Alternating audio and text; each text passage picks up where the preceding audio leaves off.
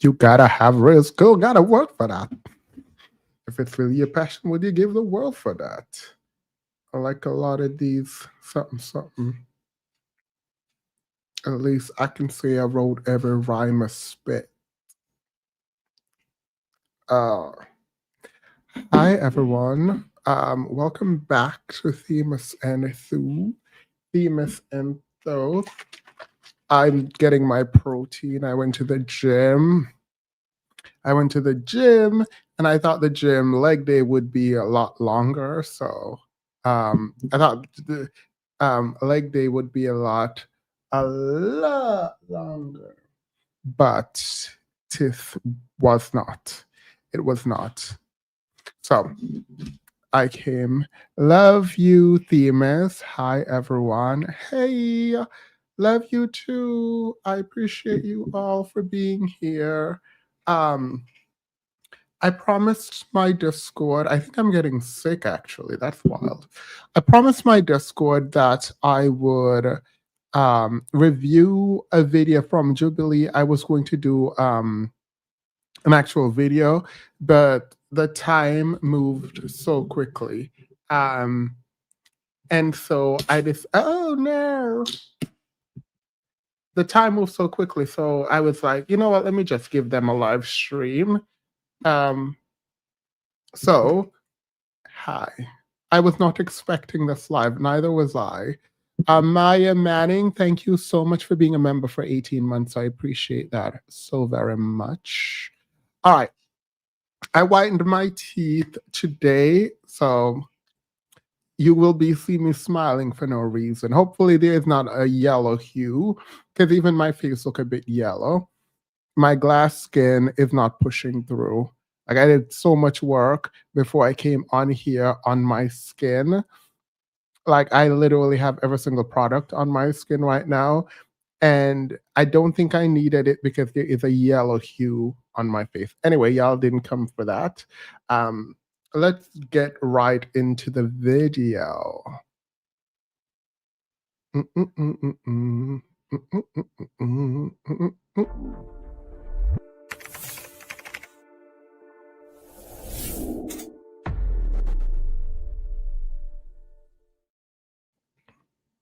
The camera be hating.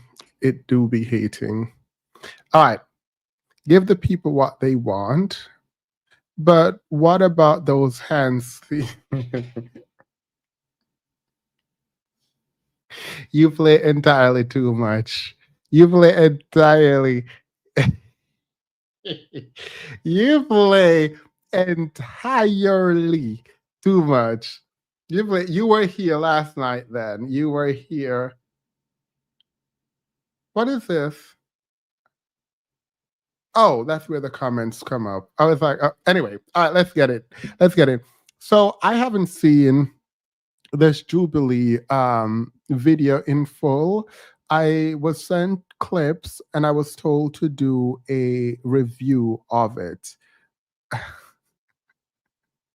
I was told to do a review of it. So here I am before I go out to go zip it and zoo it. Here I am to review it with y'all. So sit back, grab your popcorn. If you're going out to go dip it and do it, turn up the speaker while you put your makeup on. One more complaint. So this says 11 grams of protein for this, right? Because I switched out everything in my cabinet and my refrigerator and it's all high protein. But something I did not look at is the amount of calories. So this is 200 calories and it's 11 grams of protein. That does not actually balance out because you multiply the grams of protein by, my trainer said, multiply the amount of protein by 10. So just add a 0.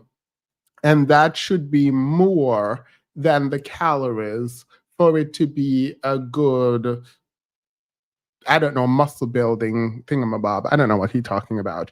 So I thought I was doing that, but this is like completely off. I'm still going to eat it. let's be clear. I'm still gonna eat it. Ain't nobody ever told me to waste money. So I'm gonna eat this peanut butter cup thing that is not what it purports to be. Island Gal has been a member for 54 months. That is absolutely insane. I am giving you I have gel in my ear. I'm giving you a huge hug there. Are we uncomfortable? All right. So let's do it. Thank you. I appreciate you. When I see stuff like that, I really feel loved. So I appreciate that. Buttercup getting swallowed.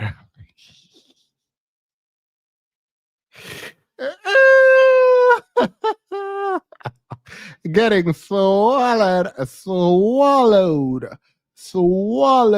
up. All right, let's do it. I'm kind of nervous. It's giving nerves. Is butter a carb? I don't know. Y'all asking me a question like I know what I'm doing. All I know is I'm getting big. I'm getting buff. I'm going to be a zaddy online. And so I need to be eating constantly because I don't know how to eat a lot.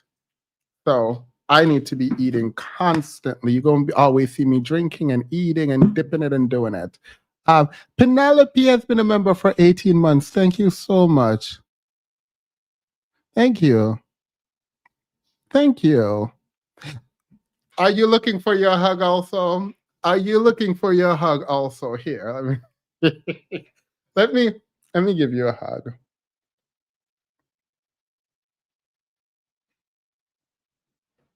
I'm hugging you until you're uncomfortable and tell me to like, okay, stop. Okay, I'm gonna stop. I hope you like that. Thank you. All right, let's get into the mess.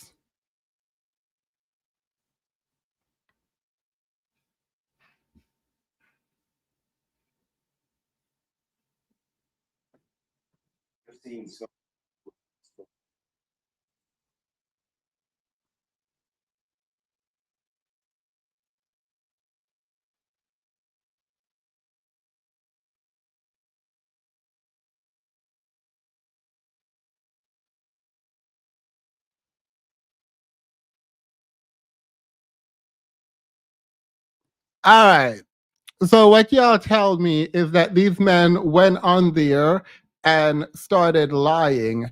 Whoever so not a fan of Jubilee, but whoever edited the Jubilee clip to put it at the front is absolutely diabolical. Because the way they just framed all of this is that the men came up there to lie.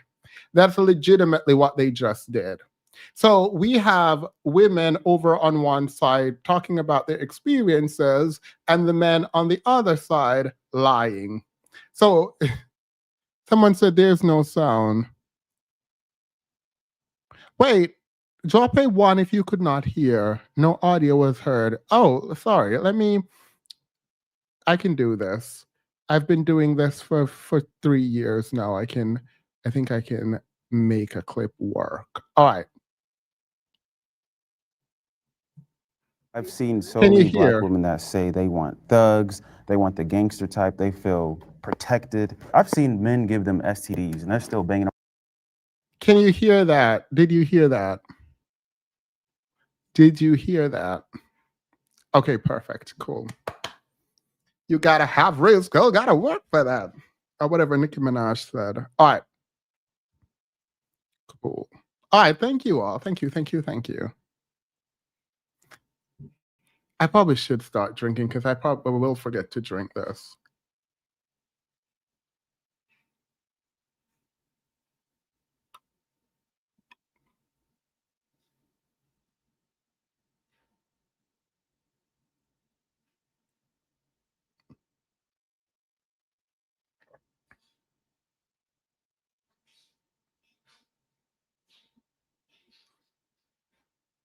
Yeah.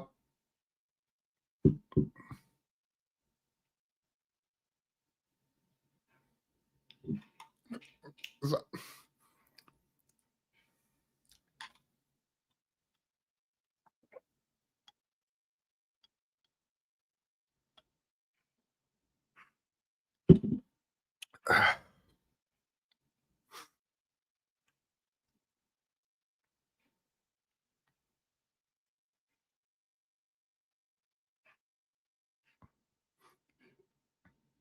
on his door like, I love you. I'm like, who's really the fool here, you know? But are So- thugs the only ones that are giving out STDs? Is that what we're saying? And Majority. I have to majority. Oh, you're talking to a public health background right now. Let me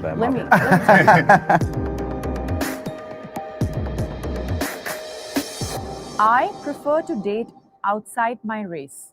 Step forward if you agree with the prompt.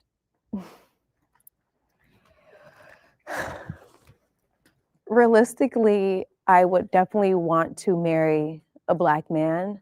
I know that we've experienced a lot of trauma in our community, and I think that trauma stems back from our colonizers, which have put us against each other, and it makes it difficult for us to come together and be healthy in a relationship, if that makes sense. For me personally, growing up mixed, just because I did grow up more so with my mom on the white side of my family, just when it came to dating experiences with Black.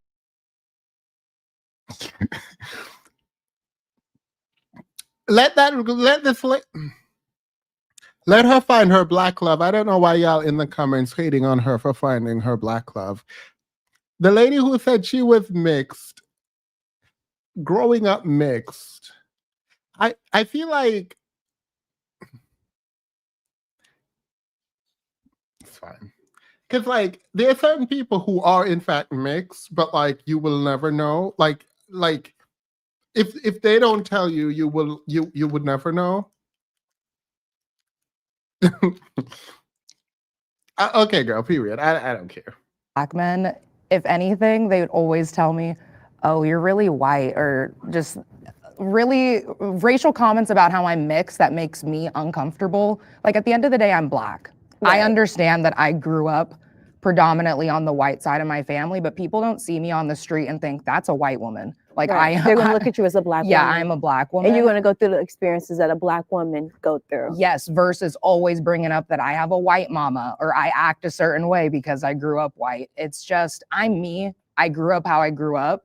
And so if I am going to be in a relationship with a Black man, I would like him to just not bring that up. But in my experience, that's been a constant conversation topic.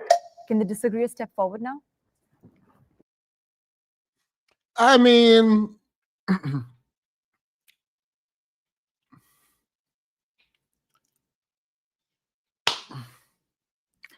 okay, girl. Because like, if your mother, if I see you, I would assume you're Black. You tell me your mom is white. I'm gonna have questions. I don't know. It is what it is. Period. It is what it is, girl. Go on.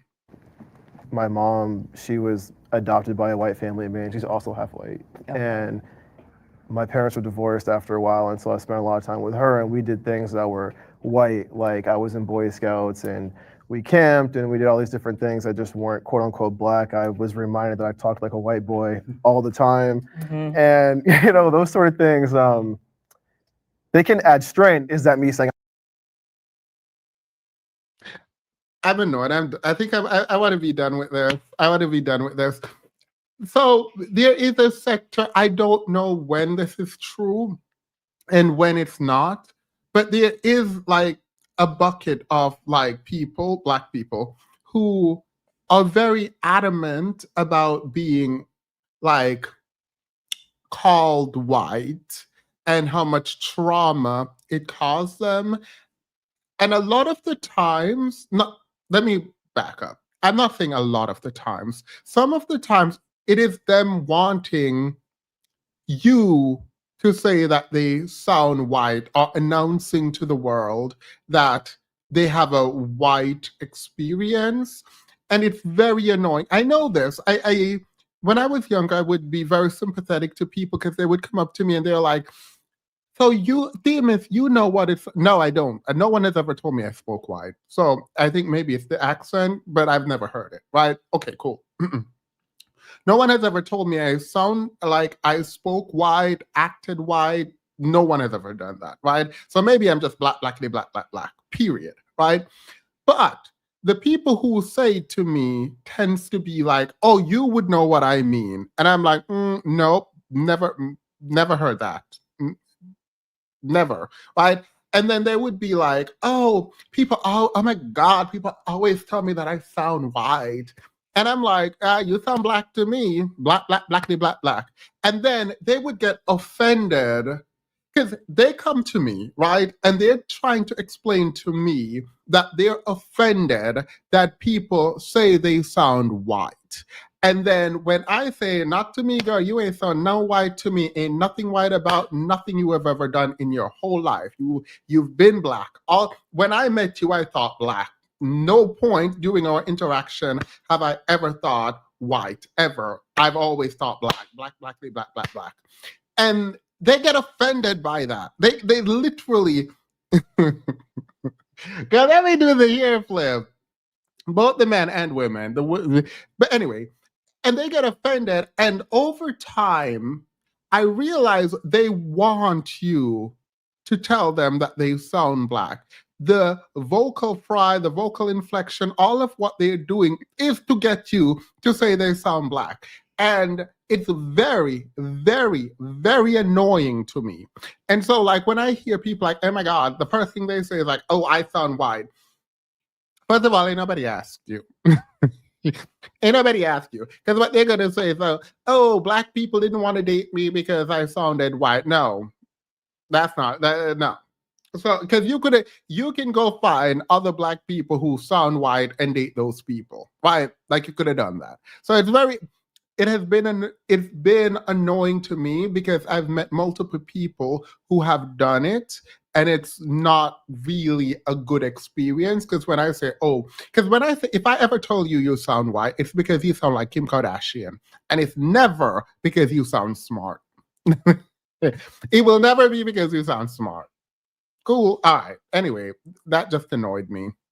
I wouldn't date a black girl. Of course not. Like, of course I try to. I date anybody, but I just think in practice, for whatever reason, circumstantially, it doesn't always happen all the time. I grew up in a very white area as well, but I found that when I started dating, even though it was only white girls surrounding me, they didn't understand my identity. So I was just going to ask, like, have you found that even though you were in those white situations, did you feel understood by the?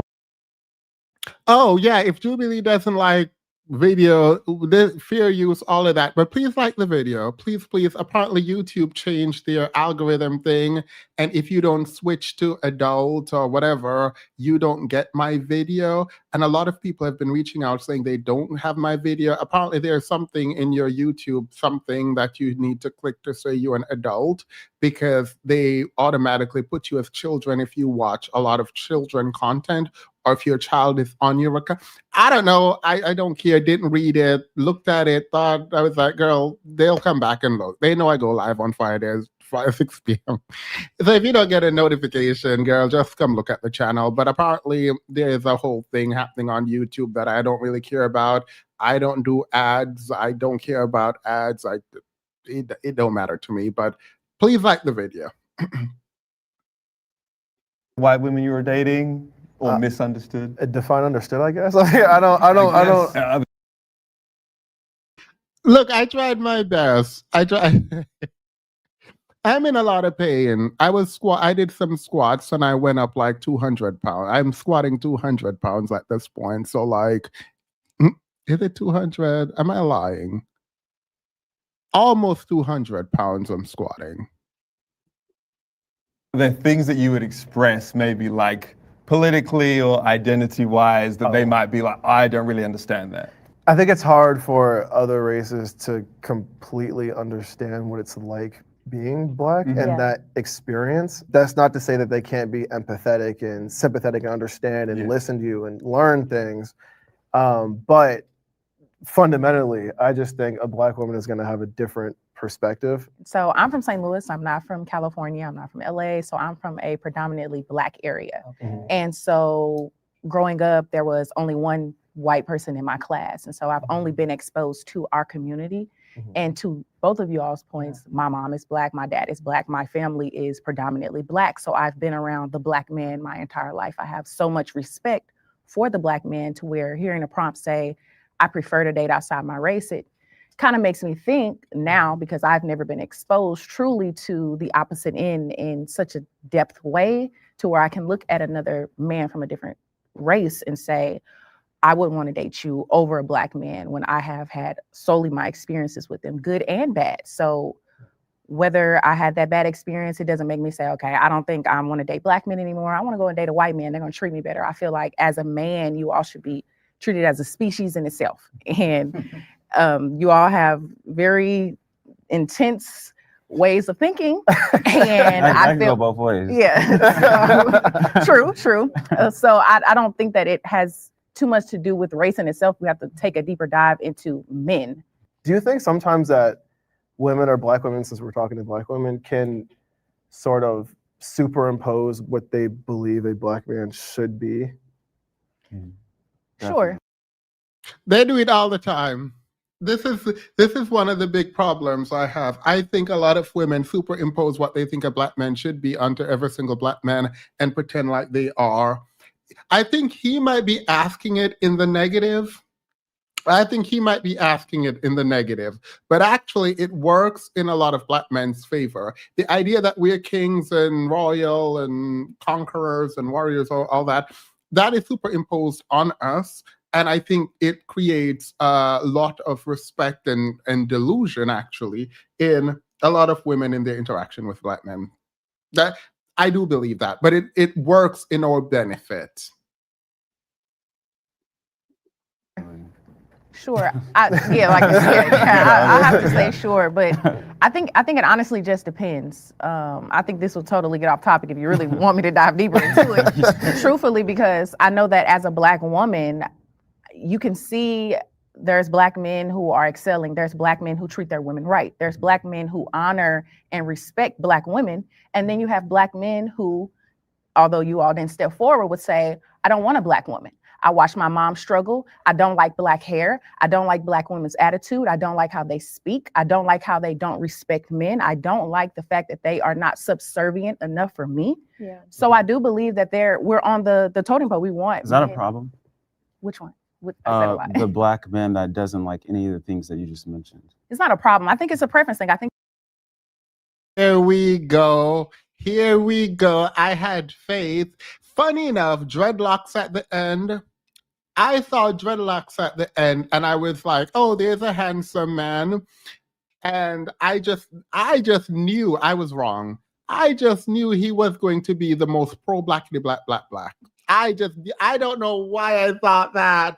I'm so embarrassed at myself. I'm glad I didn't say it and I could have just escaped without acknowledging my bias. I could have escaped, but I got a glimpse of him when he was standing and I was like, okay, period. He looked like he's gonna come and defend. He looked like he's gonna come and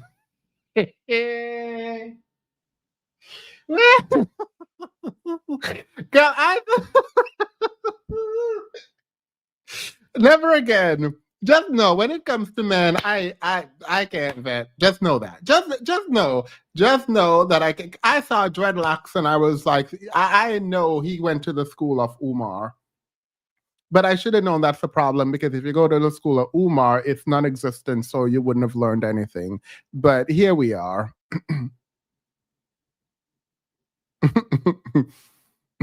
You haven't learned yet? Apparently not, girl. I think that we've been dating the wrong people. You see that this woman is very loud and strong-willed. You know that you don't like that. Don't date her. Absolutely. Yeah, I agree. Because I come. This one, I assumed, I'm just telling you my initial assumption. Dreadlocks, I thought, would be pro-Black woman, pro-defending women, the whole step going through, right? This one, I thought, would hate Black women. And so it's wild. I don't know why. And he came down and he was like, oh my God, I'm white. So like, I'm not technically wrong about him and what I perceived him to be. Look, we're just going off initial impression. I might have been fully wrong. I was. Here we go. I'm from a similar background with you two. I grew up in Memphis, but I'm from Chicago. And most women down there, you know, and most women in the South generally are masculine, Really? a little too rough, Masculine a little how? too rough on the guy, you know. In the South? In the South? So, Can you like, it's- explain like Okay. If I'm going to reinterpret what that man just said, I think anyone would be too masculine for him.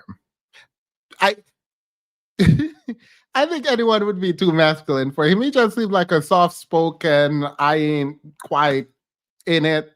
Don't ask me too many questions because I can't explain myself. If you ask me where I'm going, that requires me to talk. I don't want to talk, therefore you are masculine. Right? Like I don't see a world in which he has a woman who knows how to speak or use the English language where he doesn't think that is masculine. Look, I'm not saying this is true. I'm just saying that's the vibe I get. It's definitely giving.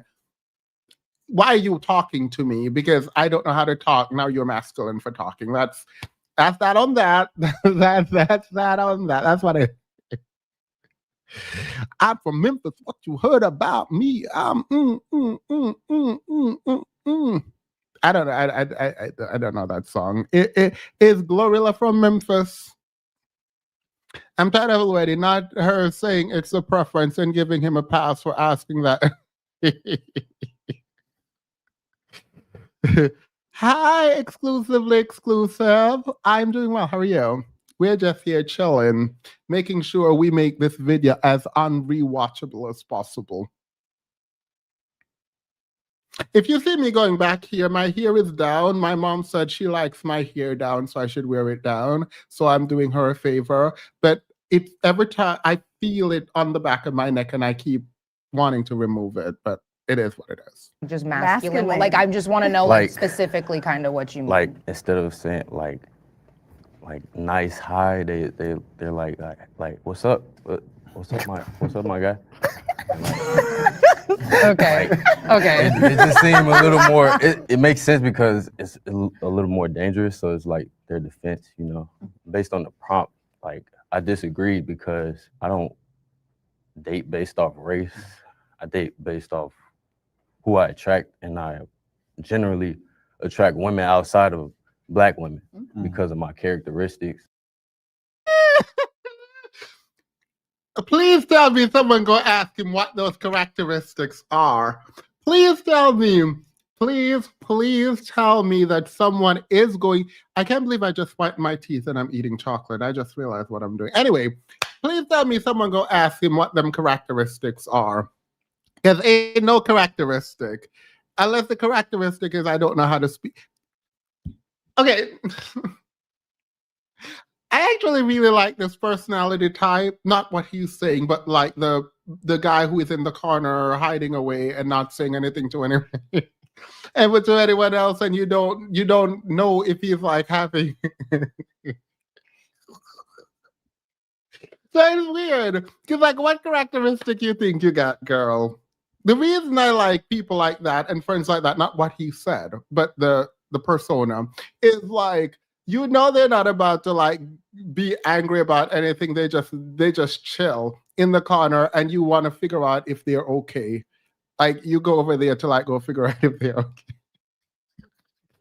What characteristic? I'm trying to figure out what characteristic he thinks. The way I live. I prefer Black women. I attract a lot of Black women, but I'm open to dating all types of women. I have even in the past. But when I do date Black women, I definitely date a specific type of Black women, not the representation that we have on the East Coast. That statue. Are you guys familiar with that by any chance? I find I was in New York. Yeah, is it in New York? I think so. In Yeah. Times Square of the Yeah. Black lady. I don't date. I mean, everyone knows that Black woman. I find it that they can be very. It's almost like they try to be the man in the relationship, and there can only be one man in the relationship.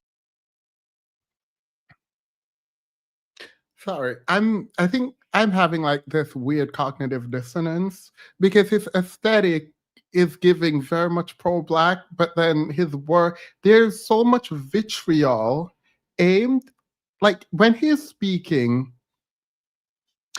but he's not just talking. There's a lot of anger and vitriol. Like, I can't imagine him, this guy, looking like he looks in the Black community, having a bad dating experience with Black women, right? Tall, strong looking, face here, whatever. And so, like, he gives off the vibe of a man who's been continuously rejected. Hey, V.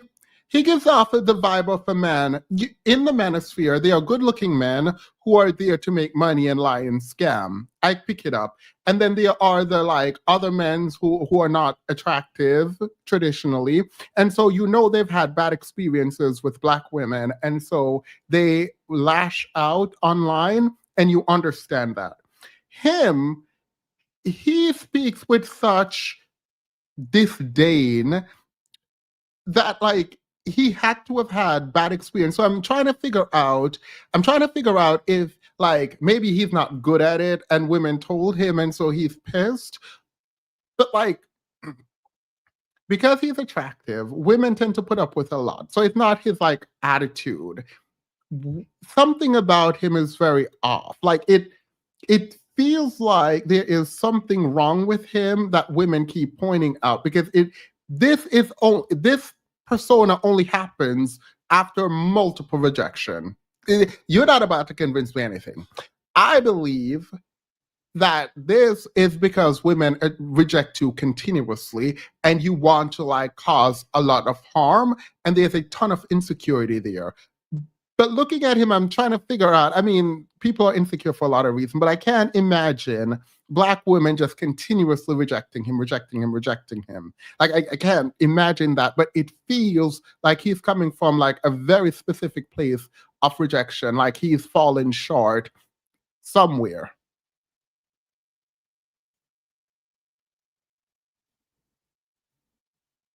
Yeah, I don't know. I'm trying to look at it, like I'm trying to figure out, like, whatever. I'm not getting pro-Black from his estate.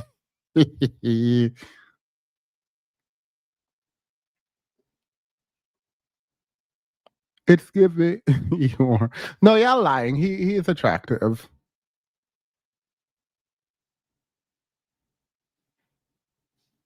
Wait. Oh my God.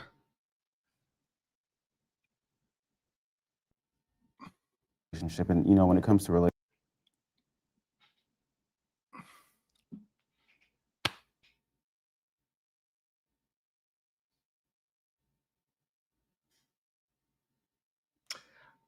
Got it.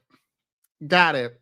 Got it. Stop commenting it in the chat. Stop commenting in the chat. Got it. Got it. Completely get it now. Completely got it. Got it. Fully understood. Understood. Stop commenting. Maybe there's a delay. Please stop commenting. Please stop. Got it. relationships, the man is always going to take the path of least resistance. And so, yeah, I usually date Black women, but it wouldn't be that particular kind. When you say that particular kind, because that was just a statue, can you go? Well, but it's a representation, right? It's even. It was just like we have an image here, and this is the image, and you look at it. You don't know this woman. You've never had a conversation with this woman. You don't See, know I would who say that I she do is. know that woman. From the look. Black women, y'all did wrong. Y'all caused this. You all caused this. You all caused this. This is your fault. This is your fault. This is completely. I put who he is and what he's doing on here completely on you. Anything that comes out of this man's mouth is because of you. That's all I'm gonna say. Looks of her. Yeah, I would say that I know So exactly are we who that saying is. because, let's go into it. Are we saying because she's a Health-wise. dark-skinned, heavy-set Black woman, Is that what you guys getting at? Because that's we only have a visualization of who Yeah, she that's is. the representation. Okay. That's what I'm saying. Like, Okay. I wouldn't date that particular kind of woman. And, Gotcha. Stereotypes and then when you come into start play. talking about weight and stuff in the Black community, it could Yeah. be really sensitive for the women, but that does play into attraction. That needs to be a conversation that we need to have, though. We always have it. And No, we don't. We do not need to have it. If you don't want to date women with bigger bodies, don't date them. Just why are you talking about it though? Why is that your problem? Why can't you just go find that which you find attractive and go live your best? Go live your life. Like, I don't understand. Like, you're right there talking to like 3-4 beautiful women. Why don't you engage with them? Like, I don't understand. Like, oh my God, I don't like women who are big. And who, like, no one told you to like them. Just go find your way. They'll find their way. Move on. No one said he hates himself. they don't want to hear it. Exactly. Like Lizzo. Why? Why you call it? Why? Who? What did Lizzo do to y'all? Like, what? Why would anyone? Lizzo, what? That girl out there twerking and playing her flute, y'all. Lizzo literally out there not doing anyone anything, and y'all just talk about what you like. I prefer to date outside my race. Do you prefer? Why? Why do you prefer? Tell us about what attracts you to people outside of your race. Because if you're talking about people who are like overweight, then date someone who is not overweight. Like, I don't understand. Like, what is this? Why are you justifying dating out of your race, pretending like you cannot find a Black woman that would fit any of those criteria that you want?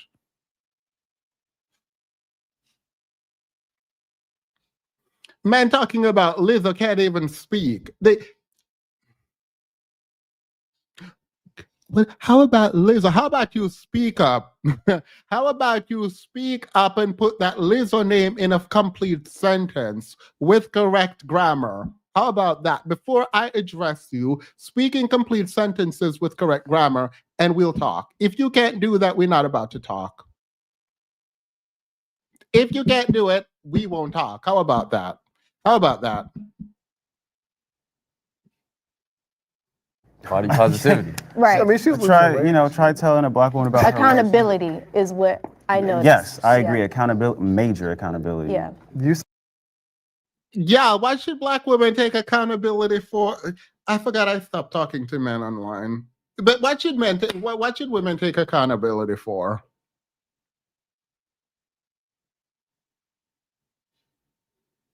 You said you date people that you attract. I think that's really important that he said that. Because at the end of the day, like, we can talk about who our preferences are, whatever. You can only date who wants to date you at the end of the day, which is why I asked the question about superimposing what you think a Black man should be onto a Black person. I feel like a lot of the qualities I bring to the table, other races seem to appreciate and value a little bit more.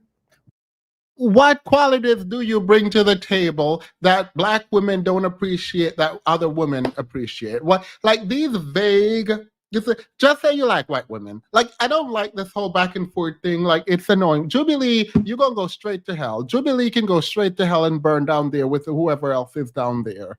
Like, just go straight to hell. Because I need you to explain this.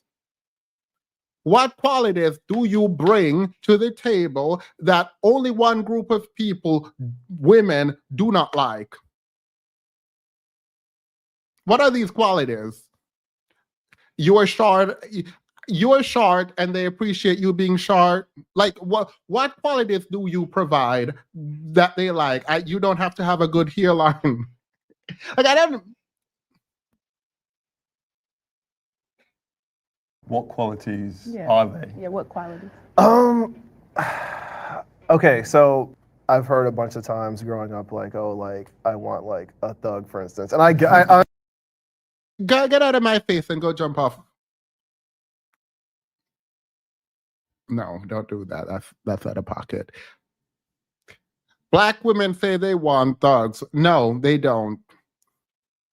Actually, my chat is filled with black women, and I promise you, if I ask if they want a thug or not, all of them would say no, they don't want a thug.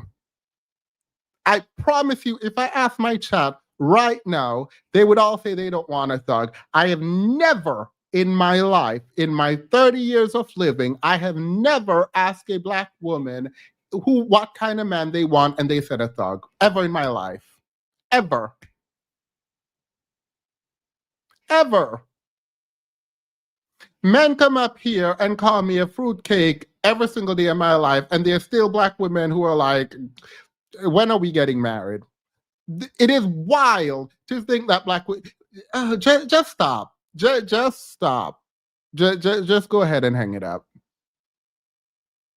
Because he's like, look at me in my polo. I'm just not a thug. I'm not a thug, so they don't want me. No, that's not what they don't want you. And no black woman, like, I'm not saying no. There's some, like, some of these rappers might be out here zipping it and doing. Majority of black women aren't out here talking about they want thugs.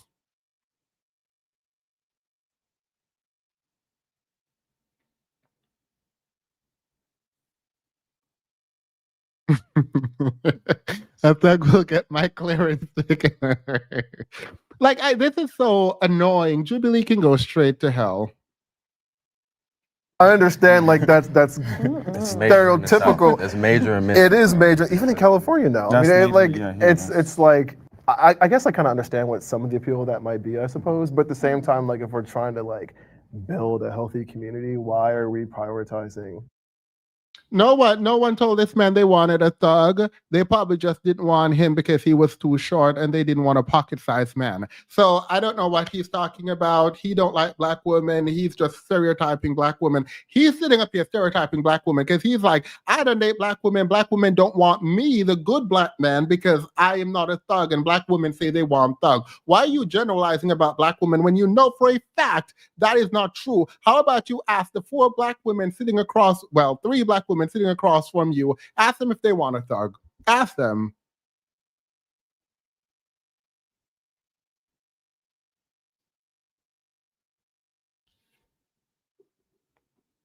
That bores For a lot. some groups. That bores a lot of women in the black community.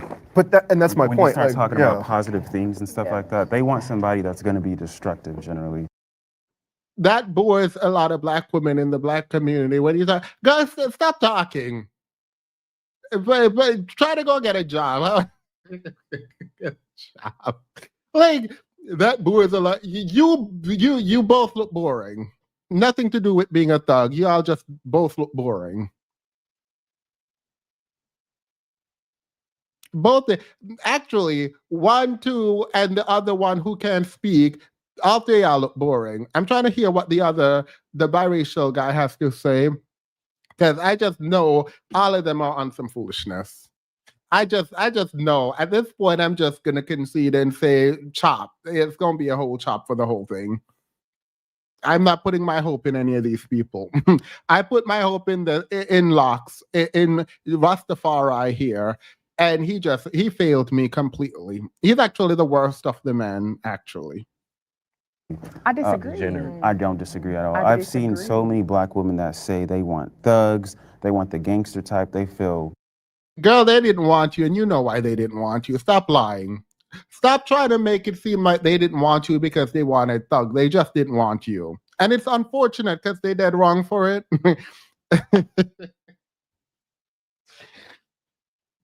This Jubilee video is a way for them to bash black. Yeah. Well, I don't think so. I don't think for the black men to bash black women, yes. But the way this is edited, it actually is painting black men in a very disgusting, degenerate light. It is. The way they cut the black men at the front, just straight up lying. It doesn't paint anyone in a good light. Let's just say that.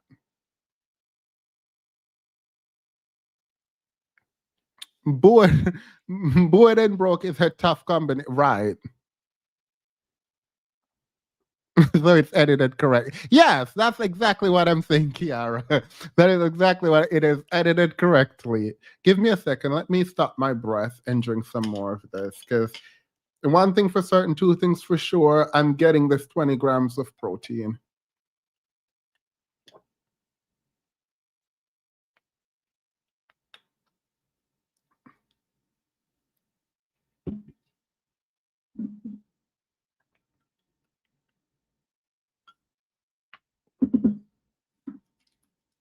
That is so disgusting.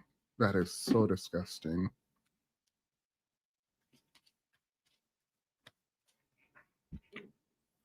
Protected. So much so You to the gotta point have a where gun.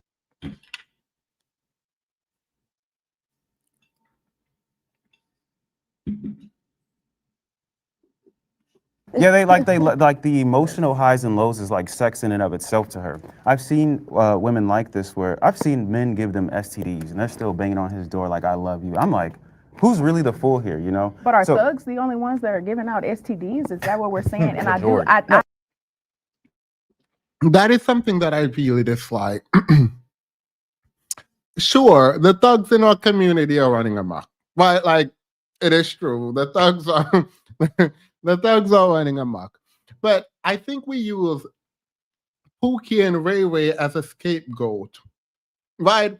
Because these other men are also running amok. And so it's like you keep referencing these thugs as if like these respectable men not running around with STDs too. I have to majority. Majority. Oh, you're talking to a public health background right now. Let my me bad, let my me. bad. It is. Okay, so you just straight up wanted to lie. If she did not have her background in public health, well, we don't know what her background is. Saying I have a background in public health without telling us the job is nasty work, but period. So you were just going straight up lie, talking about majority of STD being passed in the community is from thugs. That is absolutely wild. That is absolutely wild.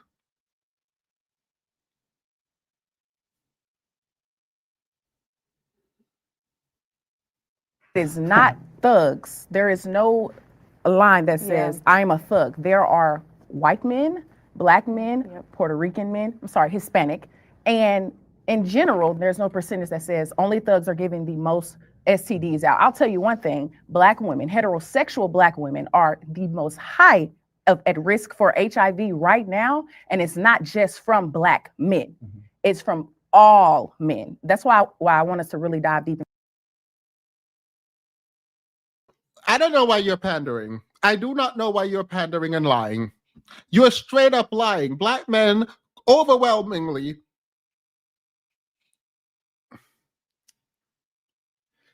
Who are black women dating and being with?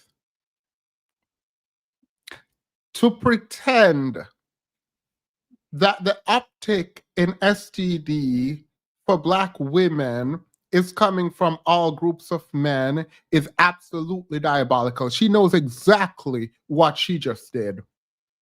I don't know why she's sitting up here pandering to people. Say what you got to say with your chest. If you're going to dig into the statistics, dig into it. It's black men, black women. Black women are the least likely to even date out of their race. So the fact that you're sitting up here lying about, oh my God, black women are at risk from every group of men in terms of STD is not true.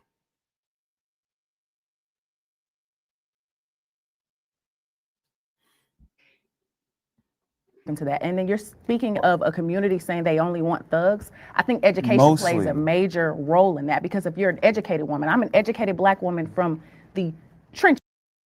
Girl, I feel like y'all babying these men. First of all, if they're saying black women generally only want thugs meaning a very specific kind of black man. If there's an uptick in STD for black women, it has to be coming from these black men, right? Not just thugs, but black men.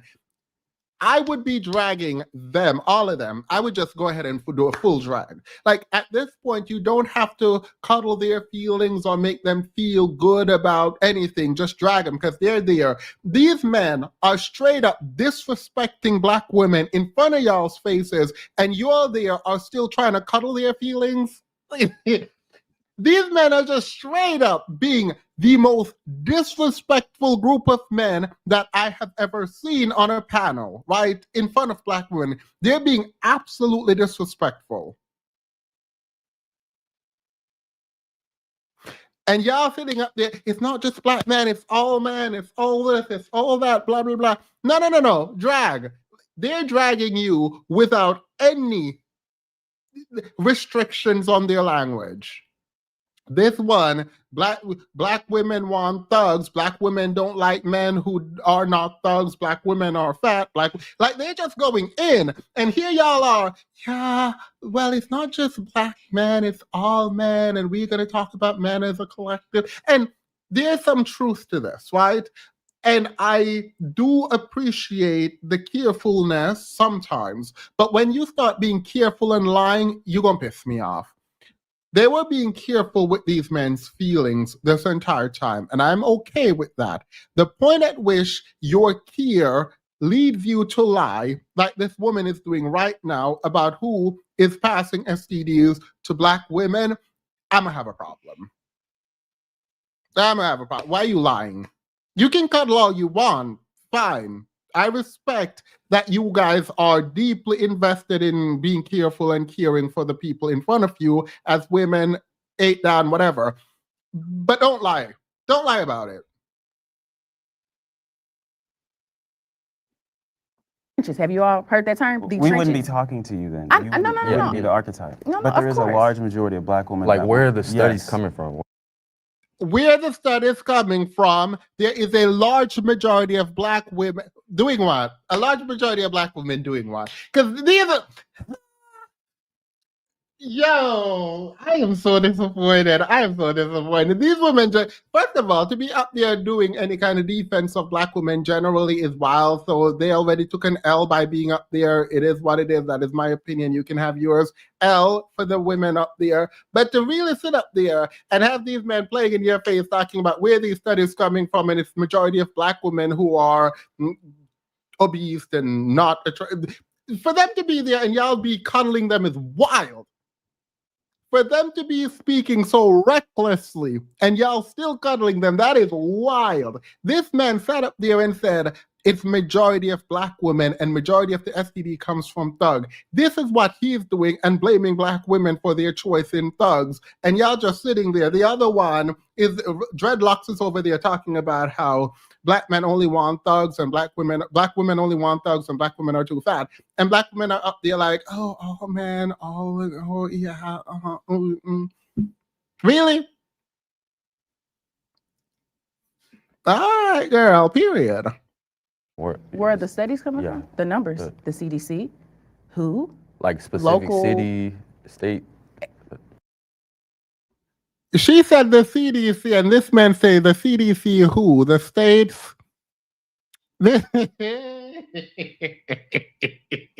Yo, y'all can sit up there wasting your time. Y'all can sit up. Go ahead and waste your time. Yeah, go ahead and waste your time. You said the CDC, and he said who is the CDC? Is that the states? Are these states?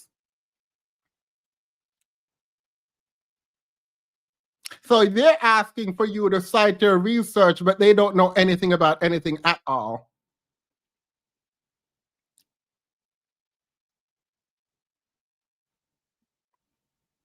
Mind you, he was the one who said majority of STDs are being passed to black women from thugs, but he don't know nothing about no CDC. He sat up here and said majority of STDs are being passed to black women by thugs because black women want thugs, and he does not know what the CDC is.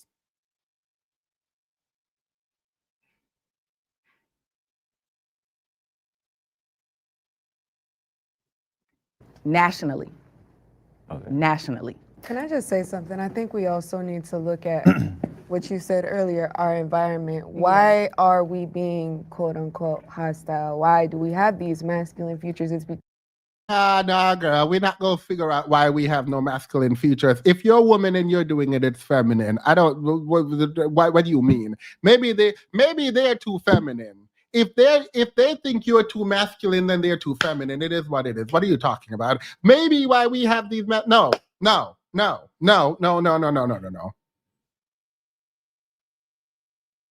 Maybe why we have these no. What do you mean? Like, why y'all negotiating? Where is this negotiation? Like, no, there ain't no need to negotiate. Like, maybe why? No. I don't care what you gotta say. I don't care about what's coming next. I don't care about a tough community. I don't care nothing about that. It ain't masculine if you're doing it. Because we're put into these situations where we have to be a certain way or evoke certain characteristics. And although like certain things are portrayed online heavily, you know, like, oh, Black women want to be like sexy red, Black women want to be sexualized. So kind of something that we should all look at is taking assumptions out of the window, because there are a lot of assumptions being brought up. So like, who are you talking to right now? You're not talking to a heavy representation. Obviously, you're speaking with people who are heavily educated right now. So kind of consider that and notice that, you know, you're not always going to find a Black woman that is ghetto. You could also find a very smart Black woman. You know, you're not always going to find a smart white girl. You could find a very ghetto white girl. And stereotypes are very important. Sitting up here selling yourself and pretending like you're better than other Black women is actually nasty and diabolical and disgusting work. I don't care what y'all gotta say. This woman is like, I'm better than other women. I'm educated. I'm not ghetto. I am that girl. Forget sex. And I'm again, set yourself apart, girl, period. Whatever. These men don't care. They're still gonna go back to dragging Black women as a collective, putting you in it. So whatever. In conversations like this, because we need to throw them out the window. Black men are intimidated by successful Black women.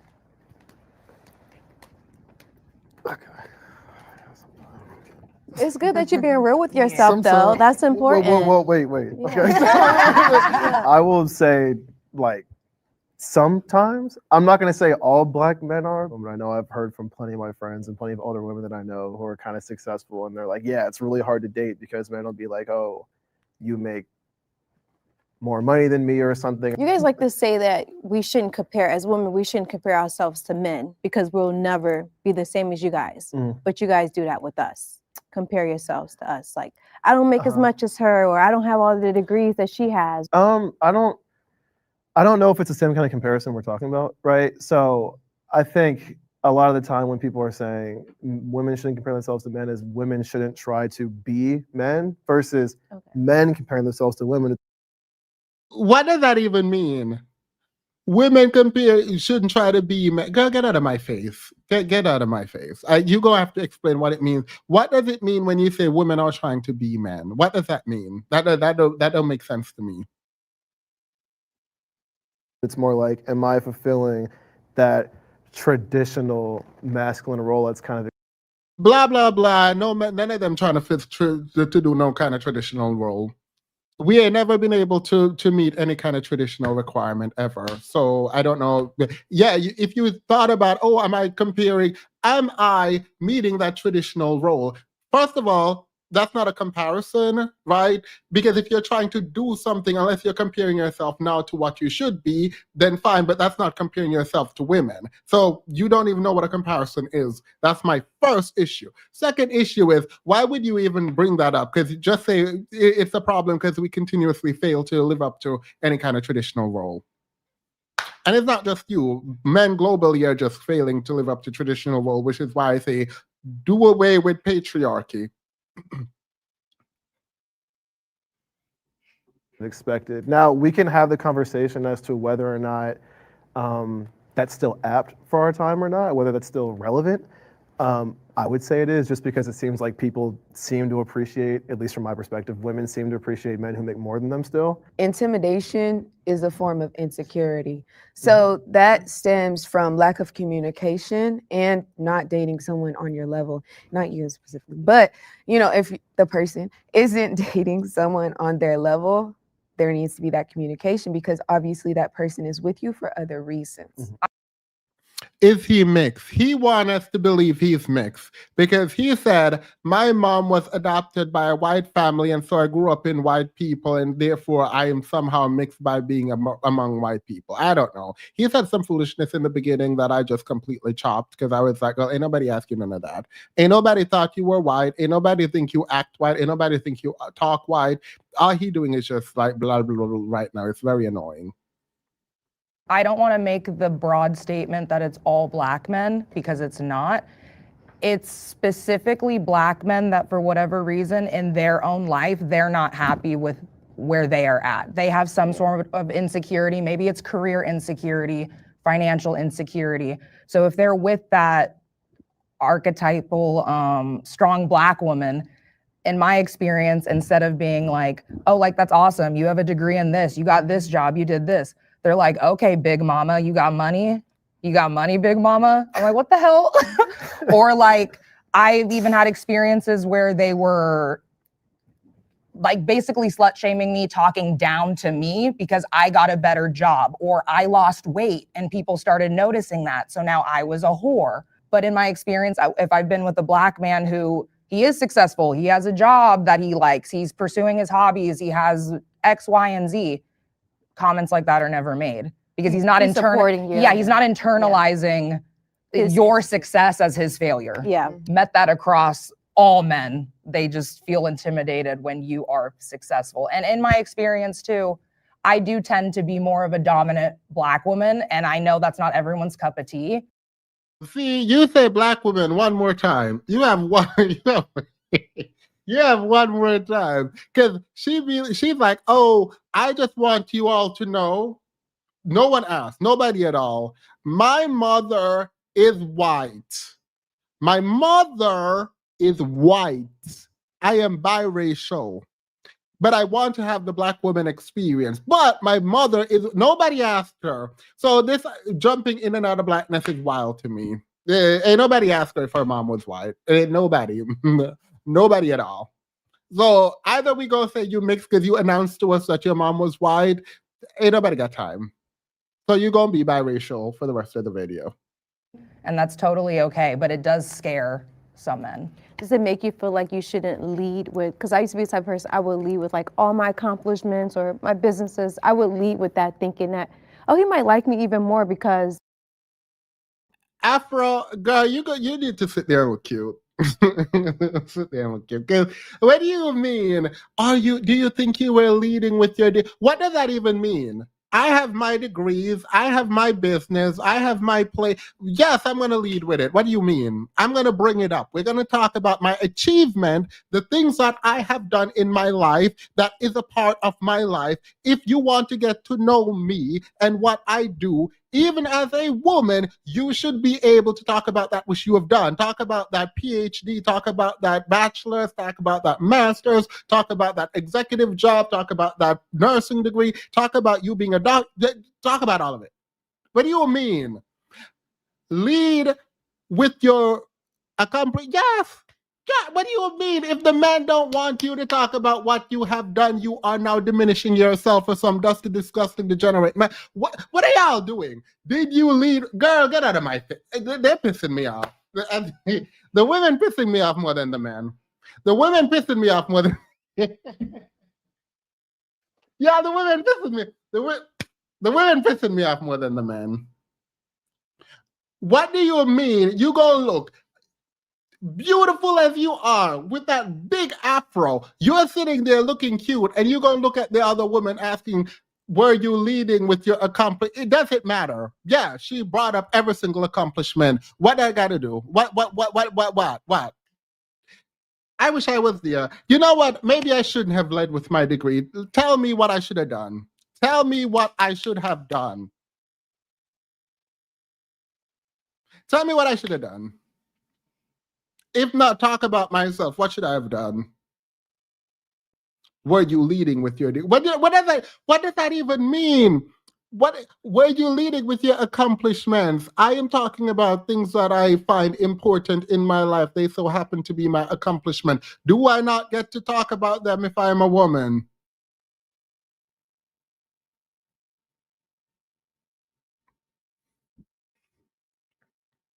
this is what I do, or, you know? So now it's just like, I don't like to share anything when I'm dating. Like, I don't do anything. I just sit at home. What I've had Okay, so you just sit up there diminishing yourself. One, you're lying. Because if you do things and you're on a date talking about you don't do anything, you just sit at home, you're just a straight up liar. Just straight up lying. So it is wild to be like, no, when I'm dating, I just don't talk about anything. So you go and sit up there, diminish yourself to make some man comfortable. Got it.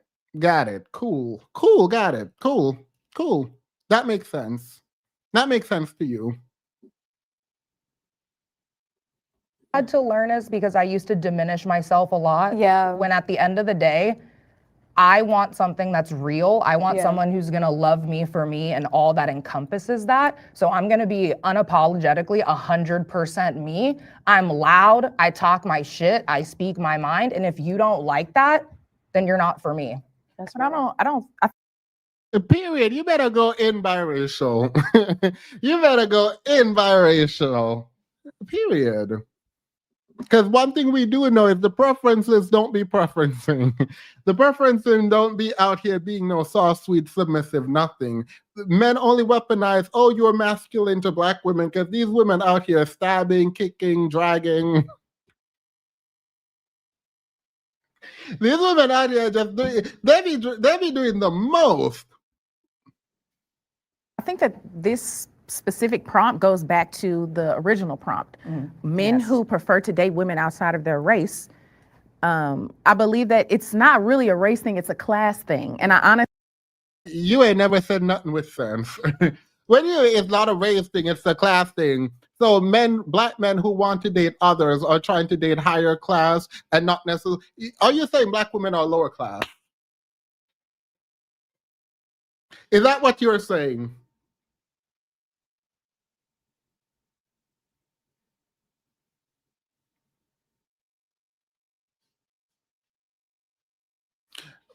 It's a class. How is it a class? Girl, these men just want white women. Like, I don't understand.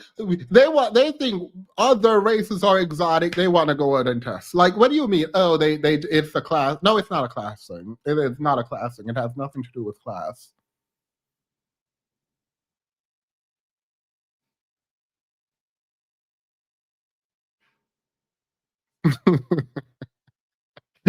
What do you mean? She seems so promising in the beginning.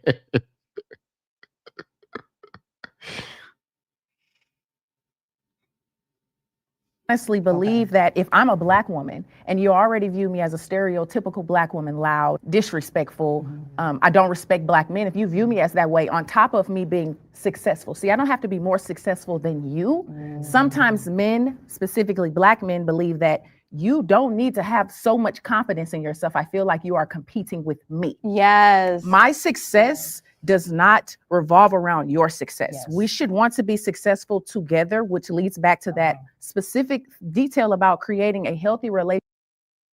Girl, you said it's not about race, it was about class, and you just continue talking and not explain none of that. They're like, oh my God, yes. Why are y'all saying yes? She said absolutely nothing.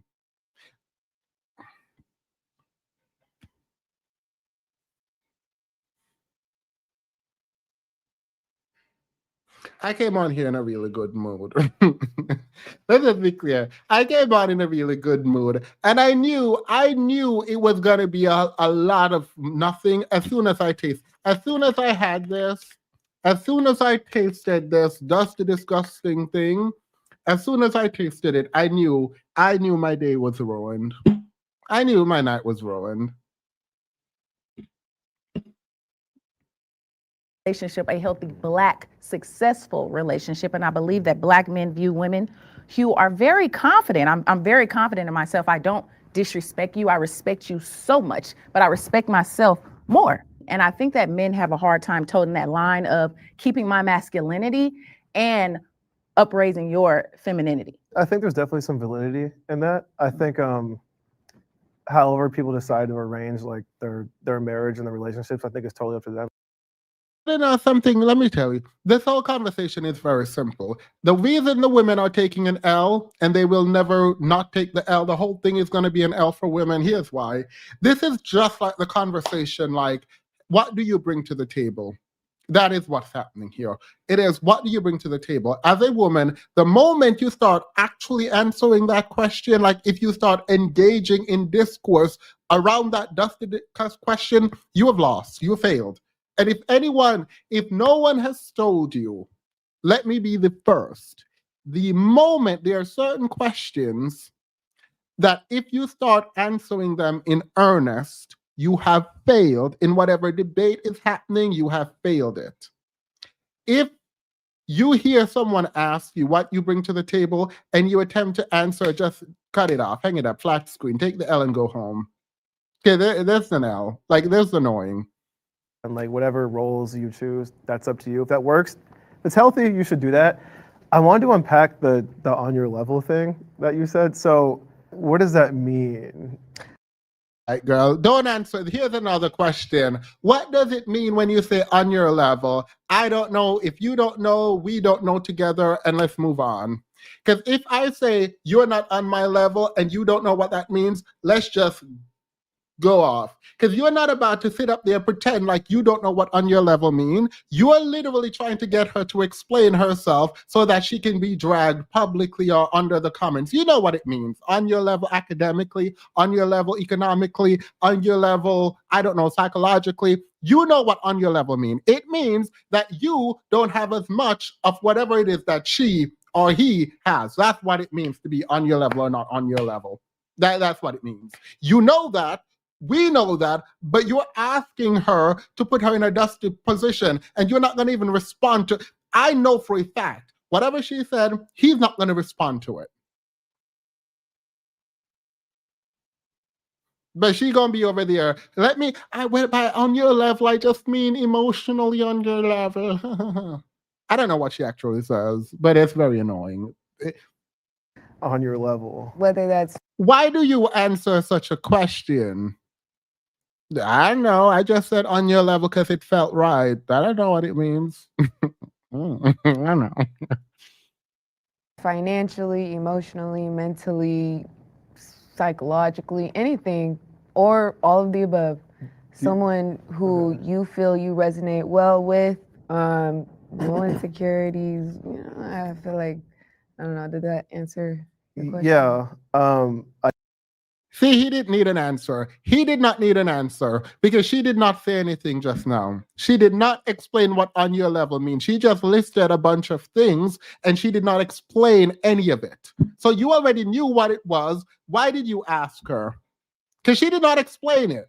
She did not explain it. She said, what does on your level mean? She goes, on your level spiritually, emotionally, psychologically, blah, blah, blah. How is that an answer? And then you're like, yeah, got it. What? No, you don't got it. Or you already had it.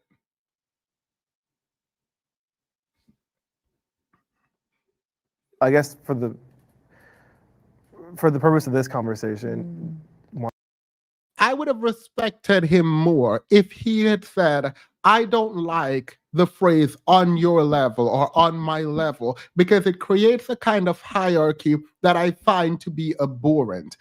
I don't mind if you want to continue the conversation with that kind of hierarchy, but I don't like it. And I would like to reframe that into like equally yoked or something like that, or figure out another way around it. Instead of being disingenuous and pretending like he didn't know what on your level meant, just say you didn't like the feeling it gave you when women are telling you you're not on their level. Just say that so we can move on. I want y'all's opinions on this. Do you think Black women generally would date or marry a man who wasn't financially? Do you think Black women would date men who are not financially on their level? They've been doing it. They've been doing it most of American history. So yes, they would. Next question. Yes, they would. Or had no prospects of being financially, socioeconomically on their level. Yeah. Yes. Absolutely. See it every day. Literally. Every single day. I wonder why the perception isn't that then. Like I wonder. The perception isn't that because you're useless. That's why. Instead of going out to find out the reality of what is happening, you decided to come up here and ask a dumb, dusty question that you can know the answer to. You should have already known the answer to. You keep talking about black women only want thugs, black women this, black women that. Truthfully, black men go into the middle class because black women decide to date them and marry them. That's a lot of black men who go into the middle class do it by combining their income with black women's income, and they get into the middle class. Black women are the most likely to date down of any race of women in America. What do you mean? You didn't know this? How do you not know this? How do you not know this talking about dating? Oh, I only date white men, or I only date white women and middle ground. You are here to have a conversation and you don't know any of this? You thought black women were dating up socioeconomically, doing, I don't know, slavery, Jim Crow, redlining, and now like that's what you thought? They black women are just dating up? That's what you thought?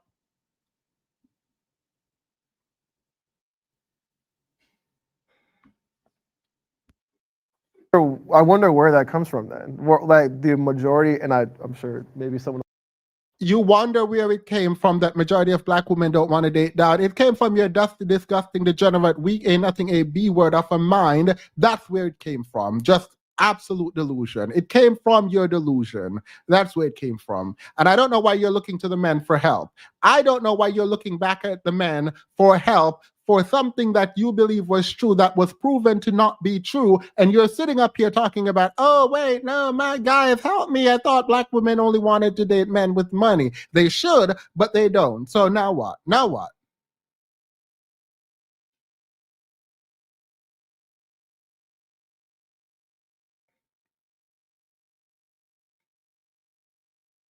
Less than 10%, right? It's less than 10% of black men make over $100,000. 32% of black women are black men. 32% of black women are married.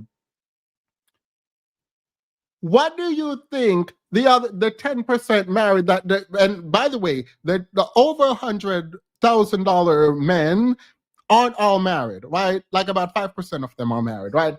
And so like the other 27% of men who don't make a bunch of money, what do you think that they're doing? Do you think they're just like marrying down?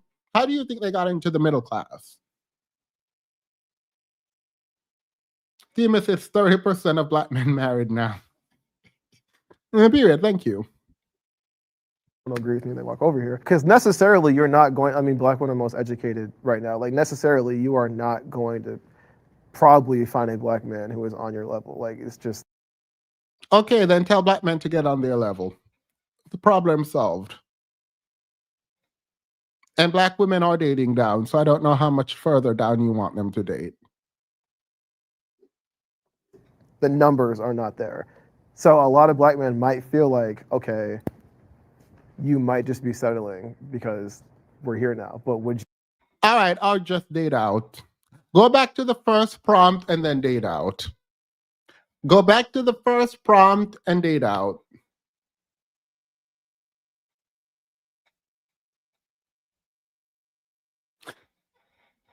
Like, I don't understand why they think this is a got you. I don't know why this man sitting across three or three women who are talking about dating and that black women do, in fact, date down. And he's saying, well, I mean, you only got black men who don't go to school and don't have money, so you're going to have to date down. Or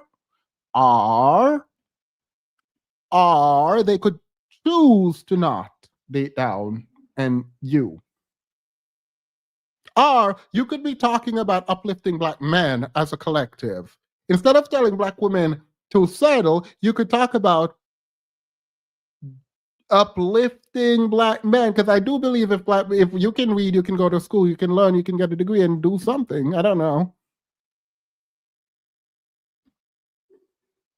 Would you be dating me if it weren't somebody else? You know, I think that's actually really interesting that you mentioned that because it's something that is socially imposed. And I think a lot of men, not just black men, but men in general. Good point. I'm simply me These men are such liars that they sat up here and said black women, the reason they had to date out is because black women only wanted thugs. I didn't realize that thugs were the men going to school and doing well. I didn't realize black women, by wanting thugs, were dating up. You can't say black women want thugs and they only want thugs. That's why you have to go date out. But they only want men who are above them in class in terms of socioeconomic education and money. Like, what do you mean? How do you hold that conflicting view? How do you hold those two contradicting views? How do you do that? They want thugs, right? I.e., black women are dating down. But you are saying black women don't date down, and that's the problem with black women because they don't date down. They want men who are smarter than them, more successful than them, have more education than them, but they also want thugs. That's why you, the educated man, have to go out of the community. I'm simply me. You ate that down. Thank you. General seek social validation from their peers. And so when other men look at each other, they're like, okay, well, what are you doing for work? Are you making more money than me? You know, obviously they're more competitive with each other. And then obviously that brings competitiveness within the relationship, which is something that shouldn't be the case, but it is in a lot of situations. The only reason I disagreed with the prompt is just because I agree with everything you guys are saying, but personally, because my mum, who's black, she was always very successful. So I've never felt intimidated by success. But I agree with what you were saying, that I think that in my experience, if you aren't perceived to be on the financial level of a woman, then she'll just look past you. Sir, they're just not attracted to you. And this is something that you guys need to understand. Yes, if you're not an attractive person in the eyes of these women, you probably gonna have to bring more to the table. It is what it is. I don't know what to tell you. Because they're dating down. Let's be very clear. They're dating down financially. This is a statistical reality that black women date down. Not only do black women date down, this is an unfortunate statistic, but here we go. They are the most likely of any group of women to date down. So the fact that we are having this conversation with black women about needing them to date down more is absolutely wild, right? So that's the first thing. The second thing is, sir, the reason black women probably want you specifically to have money and they turn you down, it's probably because they're not attracted to you just physically. Very few women turn men down physically who they are attracted to because they don't have money. It is what it is. That's just kind of what is happening, unfortunately.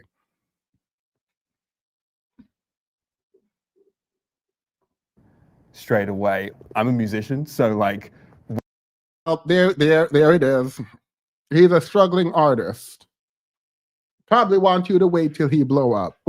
he imagine you sitting across from this man talking about he's an artist that, I don't know, he look about 35, 37, I don't know. Girl, the art not arting.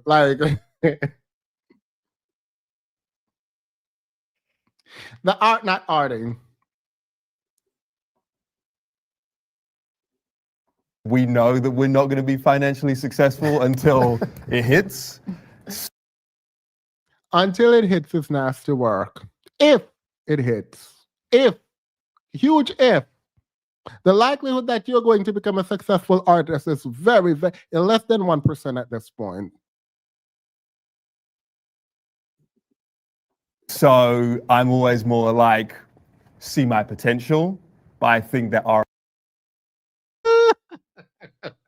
That is wild. That is absolutely wild. So you go on a date and you want to pay for this date with your potential. Who gonna take care of the household while your potential is not actualized? You go on a date and you're like, look, I ain't got it, but I have potential. Who?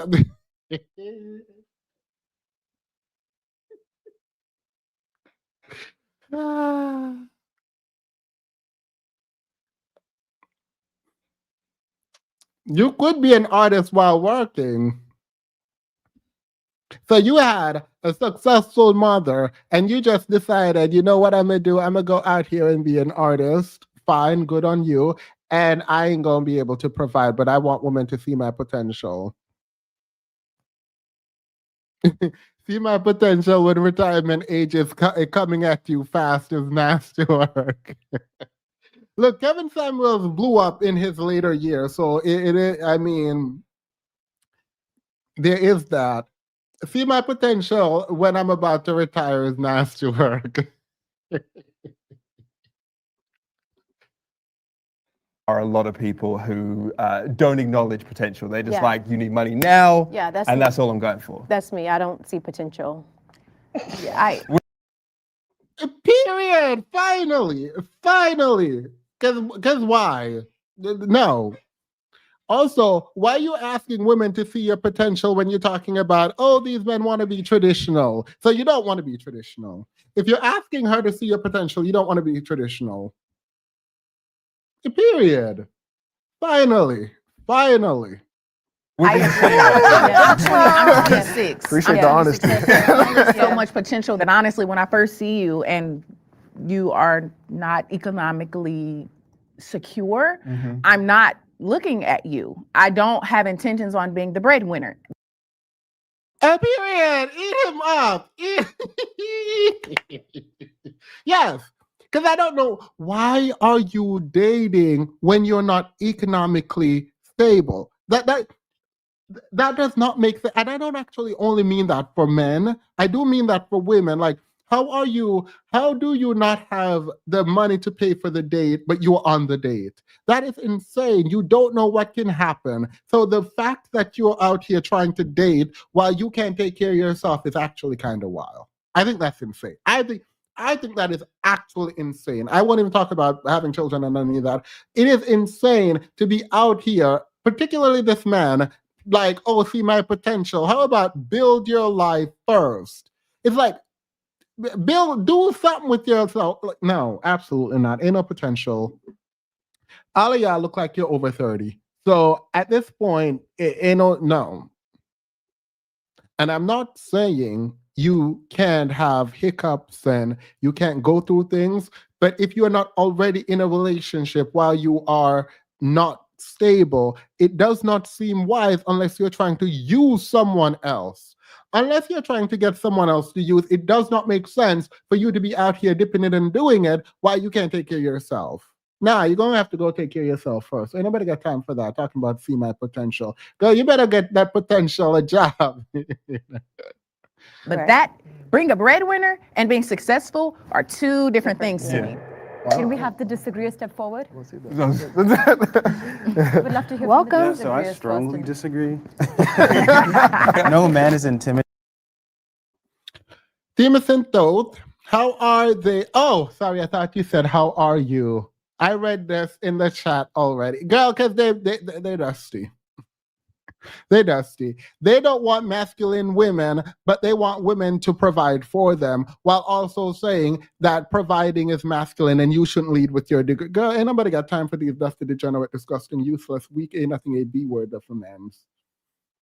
And I heard this man, I heard him come in. While he was coming in, he said something very vicious and vile and absolute, which is a lie. When people speak in absolute terms, just go ahead and chop. It's a chop. He is degenerate, disgusting. He is hurt. Women in his life has rejected him left, right, and center. And he thought, this is the time that I'm going to take this back out on all of y'all. I'm going to drag all of y'all, and this is my moment to shine. This is my moment for life. Do not listen to anything that's coming out of Dreadlock's head. Do not listen to anything coming out of his mouth. Do not engage with anything emotionally with him because he is hurt. I understand he's hurt, but he don't got time. We don't have the time to be listening to him and have him spill that nonsense, that venom onto all of us. We don't got that time. But just know that venom is just disgusting. Dreadlocks is venom, by the way. And being successful are two different things to me. Can we have the disagree a step forward? We'd love to hear Welcome. from Yeah, the so I disagreeers strongly first. disagree. No man is intimidated by any woman because of her credentials. That's not the case. It's usually He said, no man is intimidated by any woman because of their credentials. Already that's a lie. If you find one man, that would be a lie. So he is lying. He does not know every man in the world. Therefore, he cannot actually make the statement he's making right now. He just came down to be toxic. Like, no man is, shut up. You're useless. And that's what I wish one of them would have been like, that is an absolute statement, so you are wrong. You and Polo Shirt might be the only one who can articulate yourselves well, actually, the British guy, but we dismiss him because he's talking about potential, so he's dismissed. Anybody got time for this? Yeah, and the last guy already conceded that point. So no man, shut up.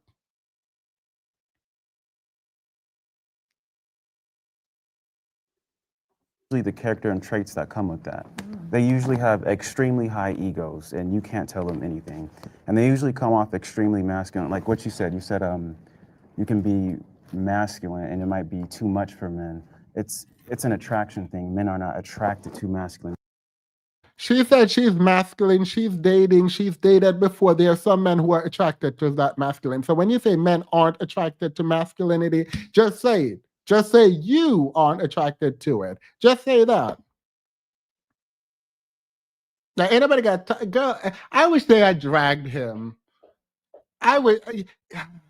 These women still want to be picked, and they want to be picked by the men across from them, even if not to be in a relationship. It seems like they want the validation of the men sitting across from them, and that is such an annoying thing because these men don't care about getting validation from the women sitting across them, right? They're going in, but the women are just very skeptical about like leaning into the drag the same way. This is why there's some people on YouTube y'all can't make me hate. There's some people on YouTube y'all can't make me hate because some of these people deserve to be dragged because the way they come out and they are so disrespectful, and these women are like bending over backwards to be respectful to them because all the women have to do is like read out the stats. That's all the women have to do to hurt their feelings. And they're not doing that. The women are even lying about the stats. Lying, straight up lying about who giving STDs to Black women. Straight up lying about these statistics to make sure these men aren't hurt, to secure their ego, to protect them. And these men just dragging. These men just straight up dragging.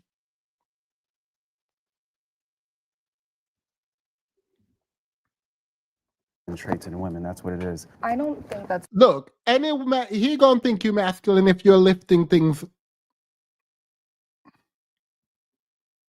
necessarily true because someone who, for example, I've known men who were intimidated and jealous because I had a college degree and they did not. It's not just the trait that came with that. It was I have a diploma, they did not. It's not just my quote unquote masculine traits that was a turnoff. I would say that might be unique to him, but generally, it's the traits that come with it. It's not the degree, it's the traits.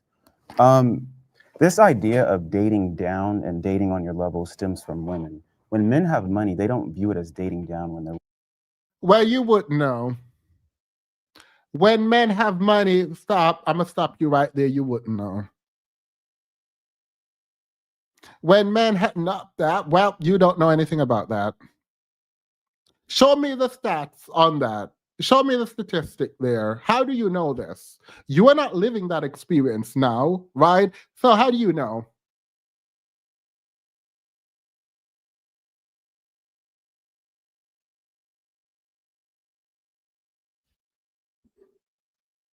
With their women. You guys say that, not men. If a man has money and he's taking care of a woman, there's no point that he. Mind you, assortative mating is a thing that happens. The truth is people of socioeconomic, people tend to marry and date people within their socioeconomic status. Like, it's not a thing. Like, people very rarely go outside of their tax bracket to date. He thinks he's dating down. He's just taking care of his woman. I think it's dangerous for a woman to date down because we see it all the time. Men. You guys all said that you would, though. You guys all said that you would date someone that made less than you, and then you said that you No. didn't. I didn't I never- respond because We that's agreed not that there are Didn't you women say that that? would. I never. Yeah. I thought they said, then they all I switched. sworn one of We you. didn't I see thought that. that's what y'all said. Wait, We wait, didn't see potential. I don't see Yeah. potential. potential I not guaranteed. yeah, I Yeah. appreciate economic security. That's all I want. If Oh, we you are know that, secure as yeah. a man, Yo, these men are so dumb. They all said they would date someone who makes less than them.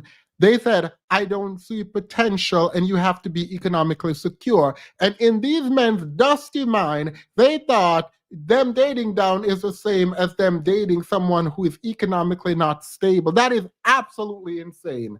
The fact that Dreadlock sat up there and thought that was the same thing is wild. Let me go to his channel and ask him to come over and we can do a debate. I'm not going to do it. I'm not going to do that.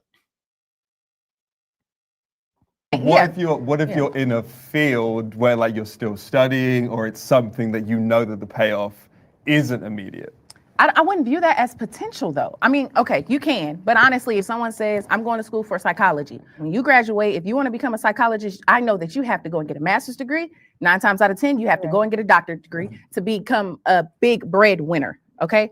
I know that eventually you're leaving from that field of study and you are in the works of going and becoming economically secure. See, that's not potential to me. You are a musician, yes? And so you make money. Yeah. If you take on one extra person and they lose their job, do you think that you'll be able to carry you all's household? Soon. Soon. Okay, so Soon is nasty work. That is so the answer is no. The answer is no. You need to stay by yourself until you can do that.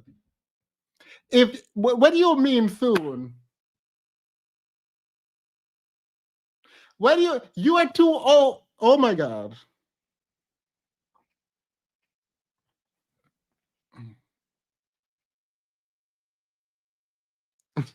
Yo, soon is wild. Then you should start dating soon. Don't date now, date soon. As soon as you can do that is when you should date.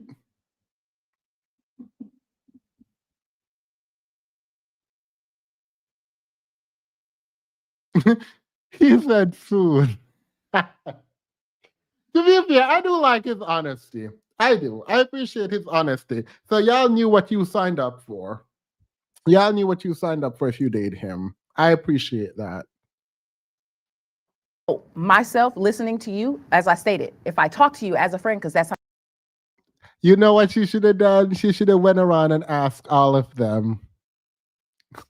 She should have, because like, just for my purposes, she should have just went around and asked them. Because I look, that meant talking about rich men and what rich men don't say and rich men don't do, and I'm nosy. I want to know. That's how dating starts. I'm listening to you, and if you have enough charisma, I'll look at you and I'll say, okay, this is a man who I think will eventually become economically secure for us. See, I want to date. Okay, girl, why are you changing your standards? We're saying, oh, this is a man I think, well, you're looking at potential too. Like, you just contradicted yourself. And if I were on there, man or woman, you're getting dragged. Like, it is what it is. I would have pointed it out. By getting dragged, I mean pointed out. Like, what do you mean? So you were going based on potential. Why are you afraid to stand in the fact that you don't want to date a man with potential? You want to date someone who is stable. You didn't even say you want a rich man, you need a 6-figure man. You didn't say none of that. You literally sat there and said, I would like to date someone who is economically able to stand on their own 2 feet. But you don't date potential. And that is completely fine. Why are you going back on that now? Why have you allowed these men to pressure you into talking? No, absolutely not. You're confusing. Next, chop. It's a chop. Take the L. Someone who is economically secure for himself first. So that's what I'm thinking about I'll potential. be honest, I don't believe any of this. You don't I think believe it any just of comes this? straight to just superficial. Girl, it don't matter. It don't matter what you believe. To be honest, it's not their fault, man. Women don't want you. It's not their fault. And to be honest, I'm not trying to convince you of anything. We're up here talking. It's not for you to believe or not believe. In truth, I don't believe you got money. I don't believe you care. I don't believe you like black women. I don't believe any of that. You don't see me up here telling you that I'm imagining I were her. By the way, I'm not saying this as me. I would have just gone in. I don't care what you believe. And what about it? I don't care. I ain't trying to date you. So it's not important to me what you believe. Next question.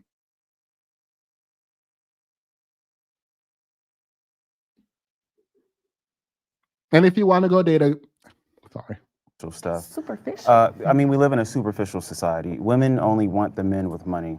Yeah, as they should. Oh, thank you. But Women don't only, I don't know why you just said yep and spoke for all women. Even if they do what, they've been settling for broke men since Whoopi killed Philip.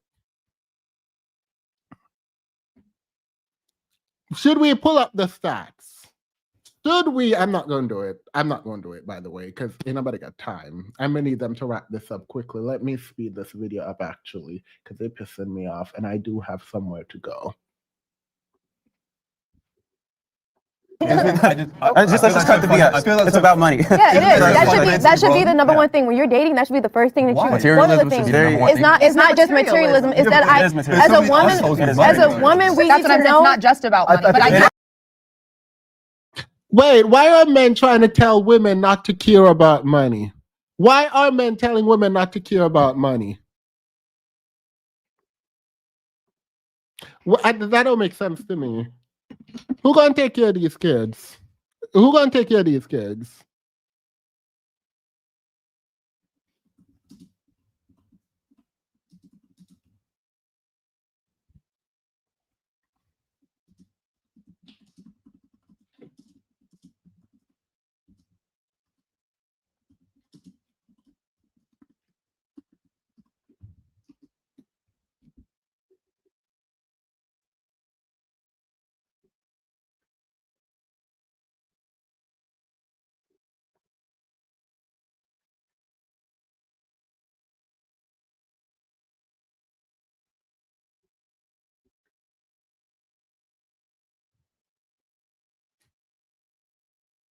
I ain't putting this on the screen.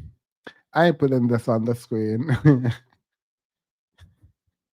I just went to the NIH.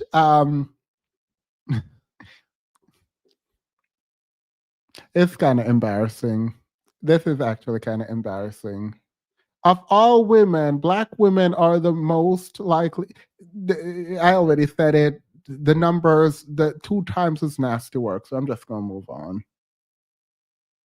There's just a lot of Money BS. should be the number one thing one of the top things that a woman should look at when she's dating. It is the main Look, topic. It is. It should be. Are you saying one of or the most important? The most important, yes. I partially disagree because I think there are kind of like we mentioned earlier, there are preferences. If you find someone that is interested in a certain characteristic that you have, perfect, great for you. And so we have these assumptions that, oh, all women are superficial. That is not the case. Absolutely. Most. Majority. Okay, well, that is That's what the numbers maybe I don't what care you about words, I care about actions. The actions say that women are superficial. maybe what you encountered. So none of y'all know the statistics here. The actions say women are superficial. That's fine about women generally. Yes, women generally tend to date men who make more than them, right? This is increasingly not the case across all racial groups. Black women would not be a part of that. Black women are the outliers. Black women are the women who are most likely to date down. I don't know why these people are going back and forth pretending like they don't know this. He's like, I don't care what you all think. It is true. No, it is not. You disgusting, useless person who refuses to go look up any stats. Black women are the most likely to date down. I don't want to keep saying that. I hope I won't ever have to repeat that, but this is annoying me. Because he's like, oh, this is just the truth. This is the reality. This is what is happening. Y'all are the... No, they're not. That may possibly be I the think case. there will be a lot of men. that agree However, with me. can you let me finish? That may not be the case. It's not. I'm not mad at them for not knowing because I don't think the women should know this stat, right? But like, if the men are making this claim, they should be able to prove it. Finish. Yes. Okay. Historically, if we look at the role of a man and we look Mind you, yes, these same men that puff up their chest about being providers and protectors spend most of their time berating women for wanting men with money, which is one of the things they need to be a provider. Exactly. Like, don't sit up there talking about you want to be a traditional man, you want to be a provider, you are a provider and a protector, and then be berating women for wanting a provider. What do you mean? That don't make no sense. Useless. Jubilee need to go straight to hell, by the way. I'm going to repeat that every chance I get. Straight to hell. Jubilee is trash. It needs to be done away with. I am tired of it. Sick. This is disgusting. This is annoying. And to my Discord, this is your fault. look at the role of a woman, that is what is proposed societally to us. And maybe it comes down to security. That is a very, very important thing within a relationship, within a community, within a society. Security is important. At the end of the day, you need money to put food on the table, whether you're by yourself, whether you're in a Ask Long Hair over there if Long Hair don't care. Ask him if Potential can put food on the table now. Ask him if Future Potential can put food on the table now. relationship, whether you have kids, right? Is that a concern? My thing is, if you're dating someone strictly for money, I don't want to hear you getting angry about him. Girl, shut up. No one said strictly for money. So you just gonna bypass. If you're dating men strictly for money, because you're broke and useless, don't mean you get to come in here and use that broke, weak, useless foolishness to berate these women into dating you. No. No one said only. They said it is part of. It is important to them. It's not the only thing that they care about. That is one thing. Now, you are sitting there, here's the thing. These men can't even meet the threshold requirement of having money to provide for themselves and their family, right? You can't meet that threshold, but you're sitting up there saying, if that's only what you want, you should be so grateful that that would be what they want only. Because if they start compounding things that they want, if this is not disjunctive, if not or, if they start saying that my requirements are conjunctive, which is this and this and this and this, if they start doing that, how far behind do you think you're going to fall? You should be lucky. You should count yourself lucky that money would be the only thing that they care about, because that you might be able to get. If they start asking for more things like, I don't know, height, whoops, there you go. You can't meet that. You should be grateful. You should be grateful if money is the only thing they care about. You should not only care about money, but it would put men in a better position if women only cared about money. Because the minute women start wanting more things like emotional intelligence, good looks, height, education, whoops, well, there half the population goes.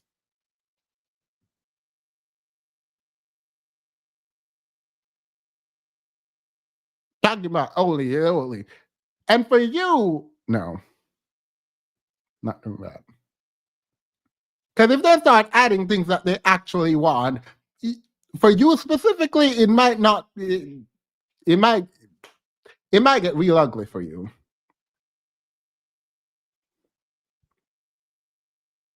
Sleeping around or him doing whatever. The men with no money do the same thing. Yeah, exactly. That's a species topic we're talking about. That's Men with no money And then have we less say- options to do that. and more time. My point, what I'm saying, But like, do the men with no money really have the option Who doesn't to men- sleep around with a lot of women? They're doing it. Men with no money are sleeping around. So you are saying, you should settle for a man with no money because if they don't have money, they can't sleep around. Not that they won't, not that they have better character, but because no one wants them, they'll be faithful to you. Ain't nobody want no one that's going to be faithful to them because they don't have an option. Get out of my face. So that's a dusty, disgusting argument. Even if it were true, it is not. They have more time, so they're out there dipping it and doing it too. But even if it were true, how dumb would you look to say, I only want you. I want this man who is broke, and the reason I want this man who can't provide anything for me is because no other woman will want him because he can't provide. Get out of my face. That is useless. Ain't nobody got time for it. Get out of my face again.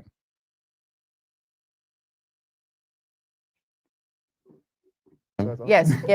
We see it all the time. Because it's a lot of women who have less money than no money. And if you are a man who has no money, but you're with a woman who has money, you have money. Because that's how women are. That also goes back into that. Unfortunately, we see Wendy Williams man out here using Wendy Williams money to go get other women. Ain't no way. Girl, Wendy, girl, I would be sick too. I would be sick. I would be on conservatorship. My money would be locked down. Ain't nobody got time to be taking care of an ex-husband and his new mission. Woo!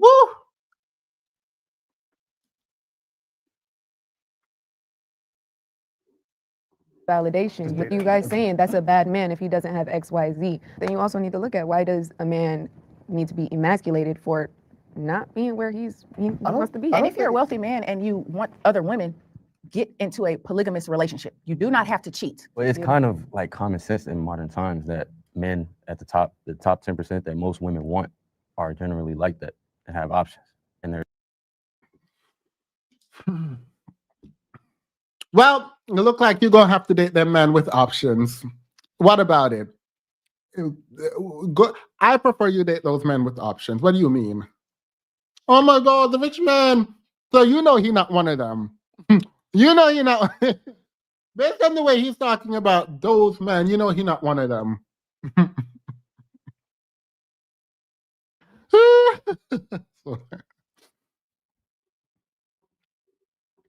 not going to settle for just one woman. So why portray as if you want one woman? I don't think they portray. do. Who said they portray as if they want one It's woman? not a secret. He said, they said they. They said they. They said they. So that's why they're mad. Got it. Ain't nobody got time to hear what these men have to say about men they have no engagement with. If you're sitting around with broke men, having them tell you and gaslight you into thinking they know how men with money act, you deserve to be tricked. You deserve to be tricked out of your position. You deserve to be tricked into being with them. If you sit around with broke men, having broke men tell you how rich men are, you deserve to be tricked. That's my opinion there. Fully my opinion. That is my opinion. I believe if you sit around with broke men who have potential, who are not actualizing their potential, right? And they're telling you this is how rich men are. First of all, the man with the potential, when he becomes rich, is that how he's going to be automatically? Is that how he's going to be automatically? Because then that's the problem too, right? But to sit there with broke men telling you how rich men act is wild. Most men go to that level just so they can get the amount of women. I mean, it's a complete double standard, but I think it is the reality that I think men want the idea of this woman is only having sex with me because men. Mind you, these women did not say they want rich men. That's the first problem. None of these women said they wanted rich men. None of these women said they said they want economically stable men. And because they want economically stable men, all these men up here are mad. They are cross, angry, miserable. We are watching 4 men break down, lash out, literally convulse, because these women said they would date down, one, but not only would they date down, they would want someone who is economically stable. At no point do these women say, I want a rich man. No point. There was 0 point. There were 0 points at which these women said they want a rich man. They said they would date down economically stable man. That is it. That is it. That is all they asked for. And these men are up in arms while they're supposed to be providers and protectors. Obi was the one pointing out that these men keep talking about them being providers and protectors. That is insane to me. Bucktooth here is bent out of shape for no reason. Territorial. Yeah, Dominant. exactly. Yeah, again, this is a double standard, not excusing this, but the amount of men who are obsessed with a woman being a virgin, but also wanting them to be this like sexual dominatrix as well, complete idiocy. But yeah, I think unfortunately, men would rather know that their women are only sleeping with them, but then they are happy to give it out wherever. I disagree. I think men just obviously they want their women to only be sexual with them, not with other men. And I don't think that's stupid or idiotic in any way. Well, I just think it's a double standard. That man just pointed out the double standard and idiotic notion that the woman who is not experienced at all will also be very good at being with that person. That's a good point. I don't know why you're up here. This man, I think he's trying to start his Red Pill podcast. I think he's going to start his Red Pill podcast. I think that's what he's doing here. This is a hard launch of a Red Pill podcast. I promise you that. Because if we expect ourselves to be able to put it out anywhere, then I think it would be fair. There's a It reason depends why the person, depends the kind of guy you're talking about. there's a reason why Say women about can women. get pregnant by one man every 9 months, but a man can get multiple women pregnant. Oh, all of at course, once. yeah. Evolution wise, yeah, we want to throw it everywhere we can, but I think for modern relationships, that doesn't necessarily work. I just wonder, do most women want to sleep with multiple people the way most men want to sleep with multiple people? None of your business. None of your business. None of your business. I just wonder. Yeah, we don't care. We don't care what you wonder. It's sad because the only one with some sense is Mr. Potential here. Mr. Potential is the only one with some sense.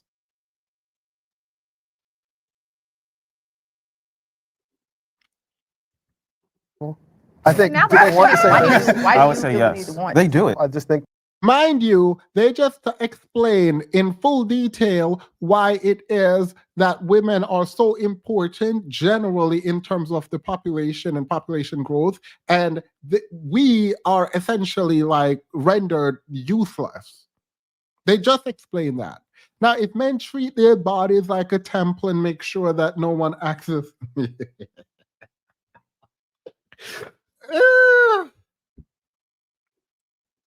that men, a lot of guys intrinsically, when they have more options, they want to exercise them, versus I think a lot of women, a lot of time, when they're committed to one person, would rather just be with that one person. So you just said leaders have no self-control. Got it. Cool. So men, thus far, they told us that men have no self-control. The only reason men seem to have self-control is because other women don't want them. But if they had money and access, they would exercise those options because they have no self-control. Cool. And y'all sitting up here still talking about y'all want men to lead y'all. Men who can't even control themselves, y'all want to lead y'all. Got it. Cool. That makes sense to you. Who are these two people on my screen? Oh my gosh, I haven't seen you in months. Yeah, someone. Don't care. Do not care. I don't know who told you to give me an advertisement like I asked you for that foolishness. OnlyFans and hookup culture have ruined modern dating. I would say that it has really completely destroyed dating and relationships. It's really sad, but it has definitely watered down a lot of things too. I'm seeing that, women they're waiting to turn 18 and then hopping on OnlyFans, that's really just a reflection of how the. You know what? Let's do this. I see women waiting to turn 18. Why are you watching young girls jumping on OnlyFans? That don't make sense, but I actually don't know the stats for this, so let me look this up. What percent of women join OnlyFans as creators?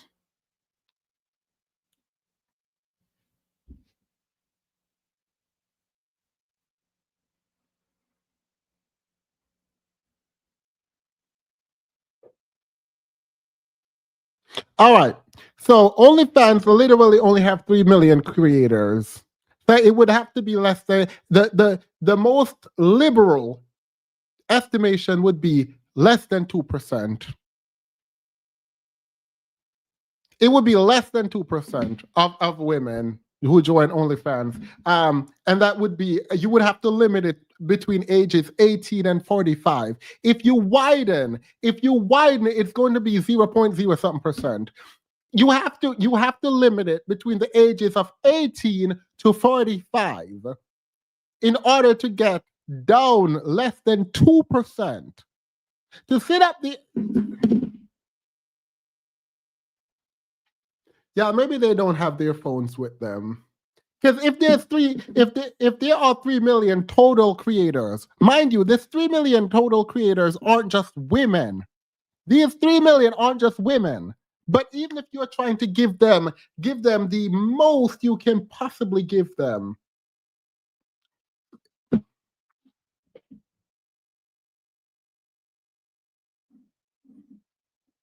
300 million, let's drop that down. So let's say 70 million women, not 300 million is wild. So it would be about 70 to 75 million women who are the ages of 18 to 45. And you would have to limit it between 18 and maybe 40, not even 45, to even get to 2%. And you sitting up there being dusty, disgusting, degenerate, lying. I just Googled this, by the way. I just Google how many women are OnlyFans creators, and you can find it, right?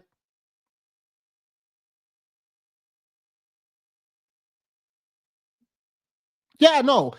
Katrina, I know that it's less than 2%.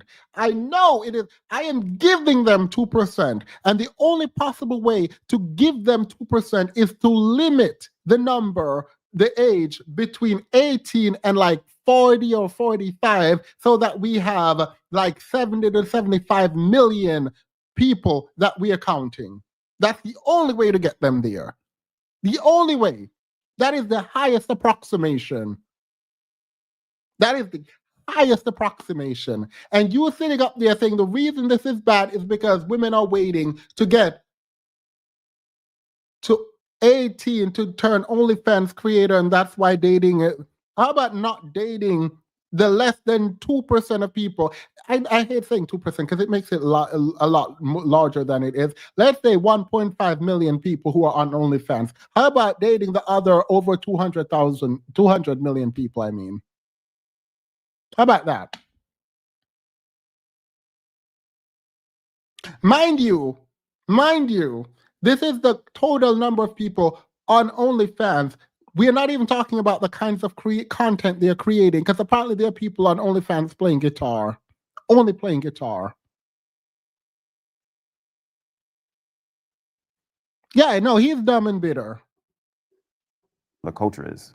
I think it shows a really bad reflection on how the culture is, and it's really sad in my personal opinion. I think it's Nah, what is causing a problem in the culture is the violence, the killing of women, the abusing of women, the rape. That's what's causing the problems.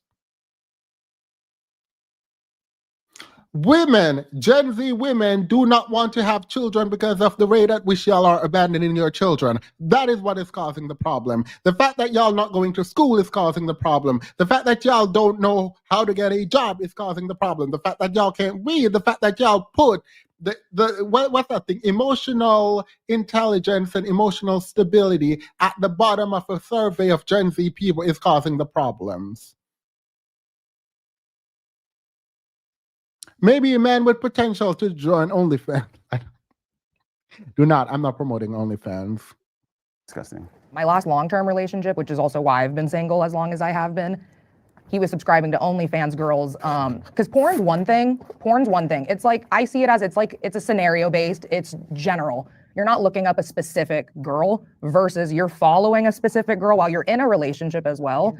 Paying for it. Logging into her live cams like this, it's like that's a blah blah blah blah blah blah. But importantly, the reason these women can make money on OnlyFans is because these men are subscribing to it. So there is that.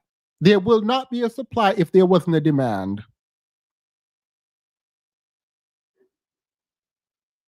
a whole thing, and it's not counted as cheating in a lot of men's eyes because you're not physically touching anybody, but you might as well be. It's a fantasy. Unfortunately, one of the first things I do when I go on a first date, I am going to look at who you're following, because on Instagram, it's public. If I see a guy is following all these like big booty Latina, ass, we got a problem, shut it down. You're not supposed to have this much access to these sexual women in general in a relationship. All right, these women are annoying me. These women are. Why y'all mad at these women online making their money? Like, I don't understand that. Like, why are you mad? Why are you mad? Like, we're not supposed to, then don't have access to it. Ain't nobody ask you nothing. I mean, you mad because you're a man following.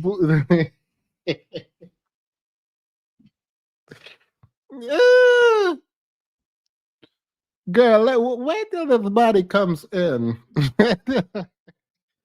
Y'all gonna be sick on me on Instagram. Relationship, it's really hard when you have so much access. Mind you, these women go through their man's phone and they're mad when the man is following a bunch of women, and they're okay with the man following a bunch of men. Little do they know.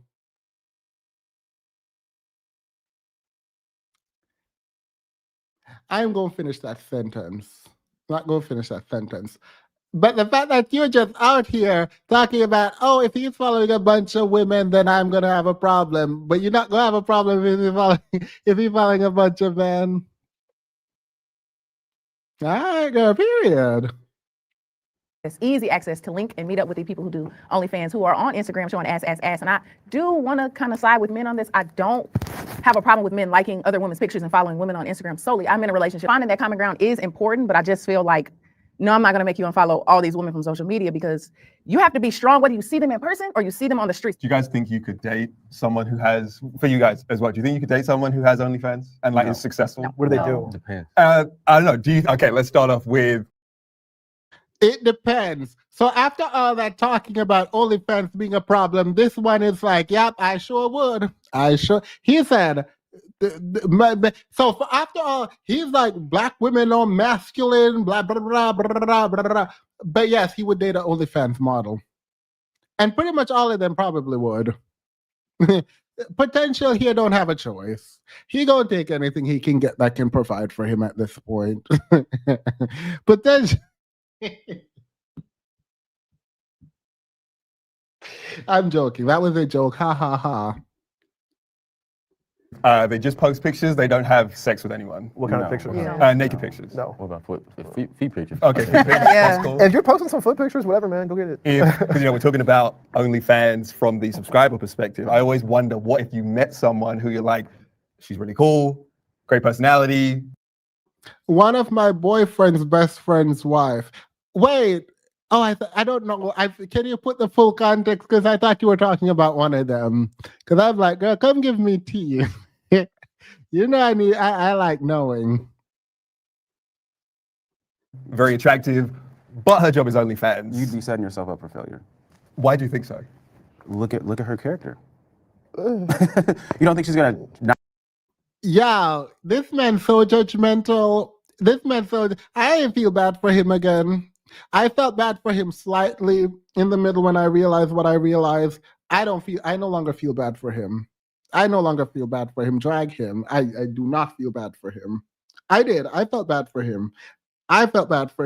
Because I couldn't imagine his life with these women out here being superficial to him. But he too judgmental for me. So I think women get to be judgmental back to him. I do. I think fire with fire is fine. Not cheat on you? I don't know. I don't think $1 million it's subscriber. I don't Oh, one of my boyfriend's best friend's wife does OnlyFans, and he supports her, participate in her content, and married her. Period. Why? Look,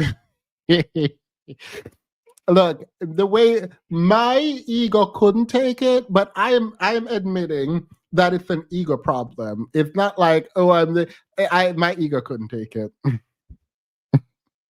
My poor ego would die. That's the only problem. An ego. Major red flag. I got you a Rolls Royce. Major red flag. Not necessarily. It doesn't necessarily mean, though, if you're an OnlyFans creator, that you would cheat. It depends. It's all circumstantial, and it's like, it depends. If she's sleeping with other people, I'm still talking. If she's sleeping with other people, I mean, yeah, then she's sleeping with other people on camera. But most of the OnlyFans creators that I've heard about, all their content is by themselves. So I don't think it directly means being an OnlyFans creator would mean you're going to cheat. In the sense of someone who's posting pictures, she may not have just had someone in her life to tell her, like, hey, you should want to keep that for yourself. Would she listen? Would she listen to that? Will she listen? I mean, I grew up hearing that. I'm not on OnlyFans. We're speaking about me, but I'm just saying in general. Would she listen? Get out of my face. Would she get out of my face? Some women who are in the sex culture, who are in pornography, there's the disconnect between self and I know a lot of sexuality. women in that culture. Do you think that feminism played a role in any of this? Tap me in. As a newly proclaimed feminist, tap me in. Do you think feminism played a role in any of this? No, I do not. I do not think feminism. The brothels been brotheling prior to feminism. So no. Actually, feminism is why a broke, dusty degenerate would be up here talking about they don't have any money, but they would like a wife, so or a girlfriend, or would be dating, so they can see their potential. Ain't no see no potential without feminism.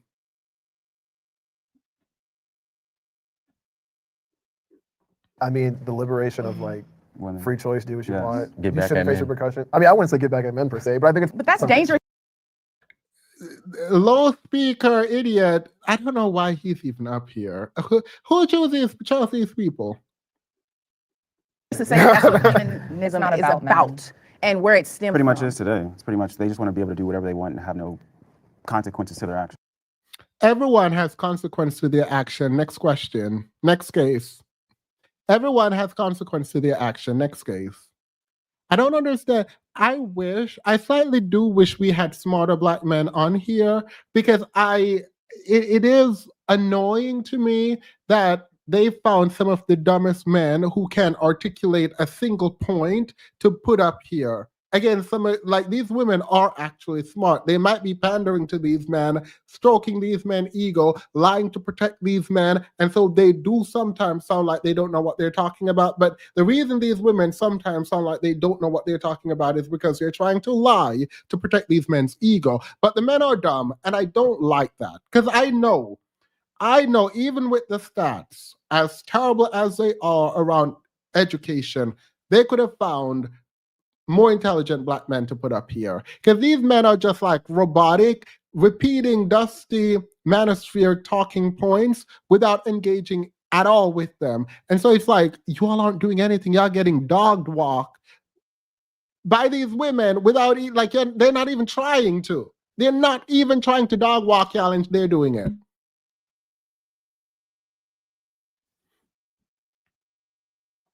I think that's an umbrella. Yeah, I feel like you cite a lot of things too that don't really have backing as well, and you make a lot of broad statements. They're true.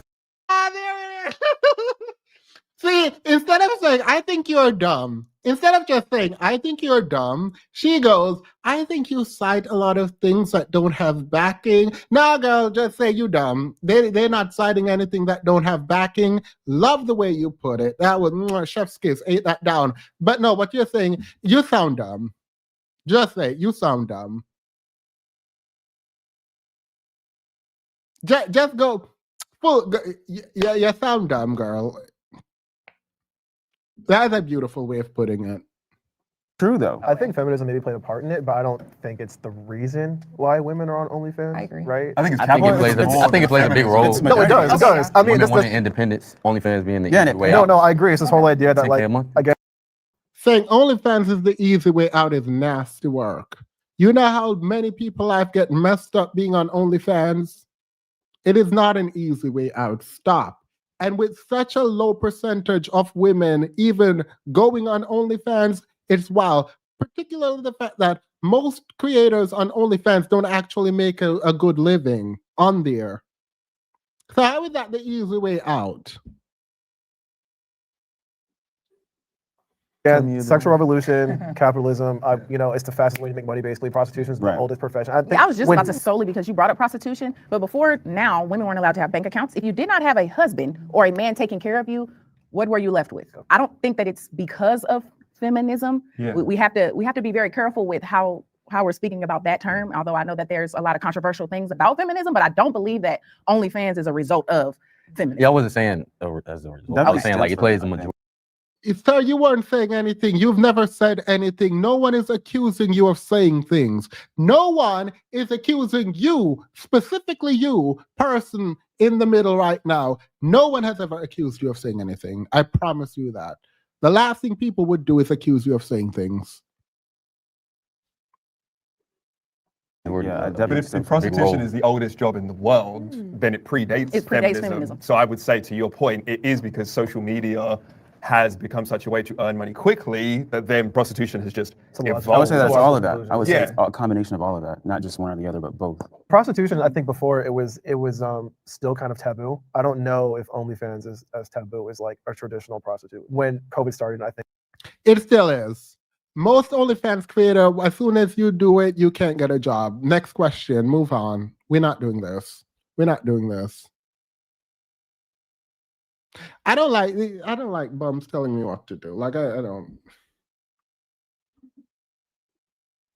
think like the amount of girls I knew who were just regular girls, like, oh, join my OnlyFans. Hard times may leave you on the street. Teachers. Survival mode. Yeah, survive. You know, honestly, it's just honestly, it was very dangerous to be a prostitute during COVID.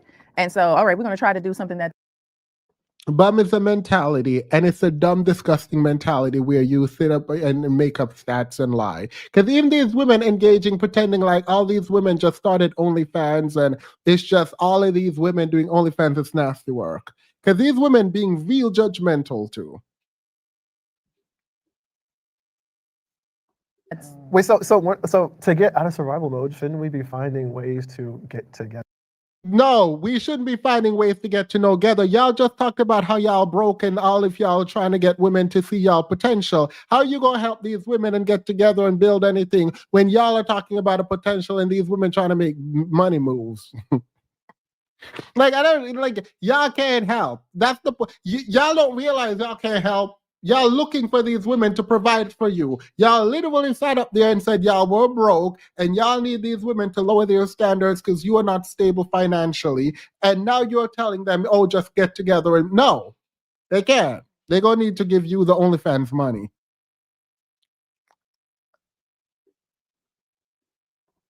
So there's two incomes and not one. But you just said you wouldn't want to be with a woman that So maybe, is in survival mode. maybe like, you know, don't join OnlyFans, but find someone to, you Lower, know, like, lower your standards. Like find someone to get with. Lower your standards.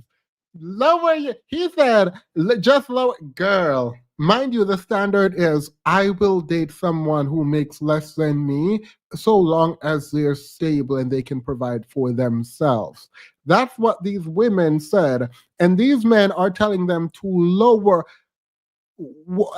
Okay, so they should date men who are not financially stable. Because they already conceded that they will date men who don't make as much as them. They said they don't like potential, but you all talked them down and said they now say they will date for potential, one of them, but they all said they will date below their socioeconomic level as long as the man is stable. So what part of that you want them to lower? You want them to lower the stability part? Is the stability part the one you want them to lower? Is that the part you want them to lower? And then you said they don't choose right and they only want thugs. But like, if they start having standards, you're telling them lower your standards after telling women to lower their standards after you told them that these women only want thugs is wild. These men sat up there and said black women only want thugs, and now you're telling black women that they need to lower their standards more than wanting thugs. Who beneath the thugs? Who beneath the thugs, girl? Who beneath the thugs? Black women only want thugs. These men say black women don't want them, that's why they're dating out, and that black women only want thugs. And now they're saying black women should lower their standards because wanting thugs it's too high a standard. Don't forget that they did in fact start by saying black women only want thugs. Now they're saying black women need to lower their standards.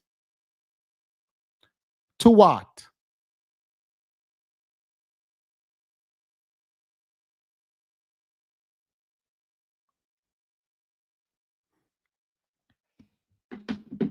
Maybe they meant black women only want rich thugs.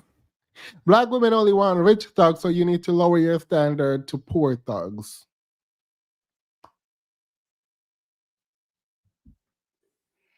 Gotta lower their standards. Like They shouldn't have to though. You don't have to. No, you don't. I mean, I wasn't talking about standards. I was just saying like perception's reality. And then when you see a bunch of people that just kind of see just a girl down the street starting on OnlyFans and it probably doesn't go anywhere, but now like you've made this life decision and now everyone saw that, just makes you wonder where we are as a society. Everything now is just oversharing Yeah. in Yeah. this culture. So I think again, it's just like a natural, like, you know, people share every single sexual story. People Yeah. share. Get out of my face. I don't care. Why are y'all talking? This has nothing to do with the prompt, so I'm annoyed. every single, like whatever thing. So I think people are like, well, I'll just show my body because that's the same as a story. But do you guys feel like men play a role in women getting online and showing their body off? Yes. There's a market Yes. for it. 100%. We play a role in what you do with your bodies? You buy it. We should take accountability for the fact that there are lonely men that are creating a market. They're all lonely men that's creating a market. This man just asked, so we play a role in what you do with your bodies. You should have just said no. No, you don't. No, you do not. We're selling to ghosts.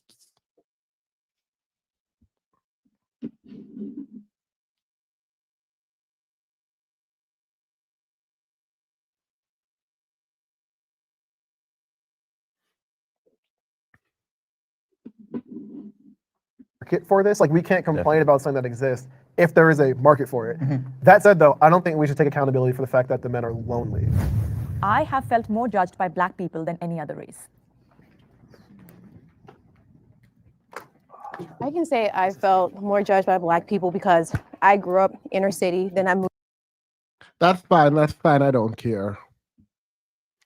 You might feel more judged than Black people, and that's a personal question. You are not. You're not judged most by Black people.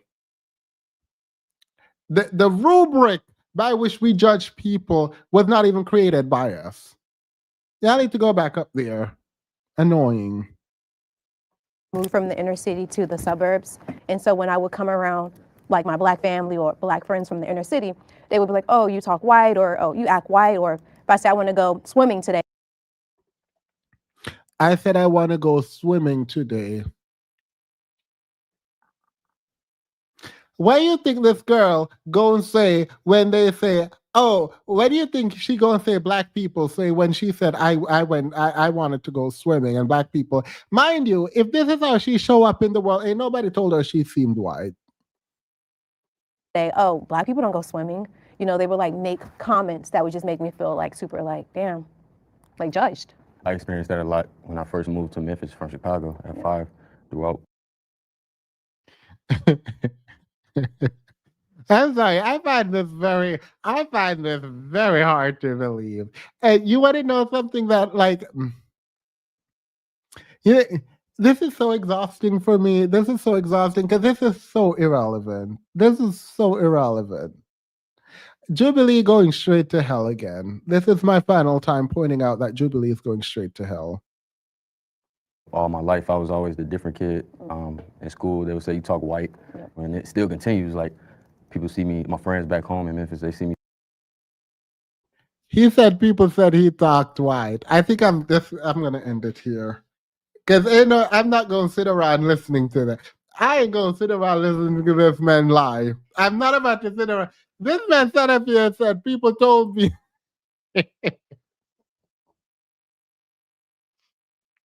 Period.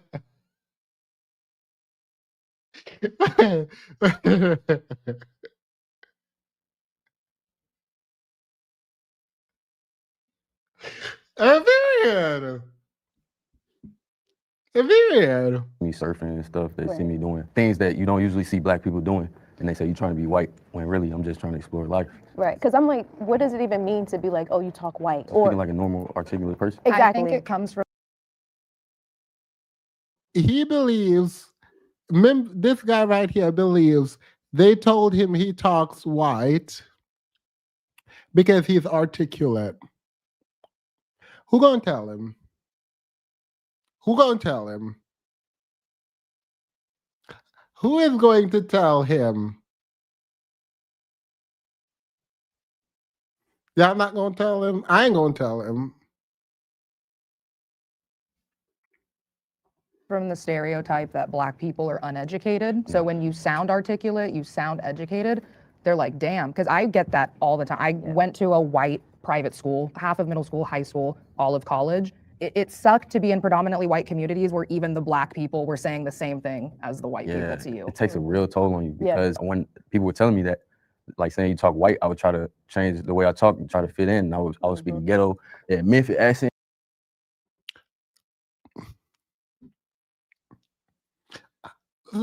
So were you trying to do that this entire show?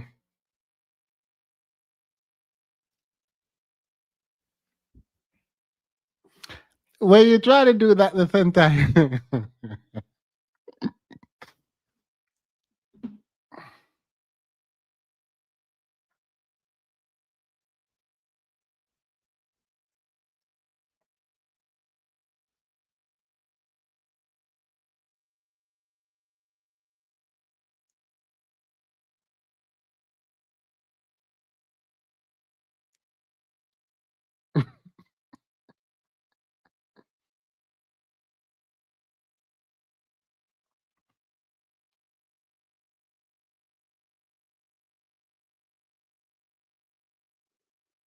Yeah, you hear me? You're like I would talk like, And that's not normally yeah. how you That's talk. not And right. Yeah. luckily, I got rid of it and went back to speaking To the who way you I are. really was. Yeah. Oh, this is him back. This is him back to who?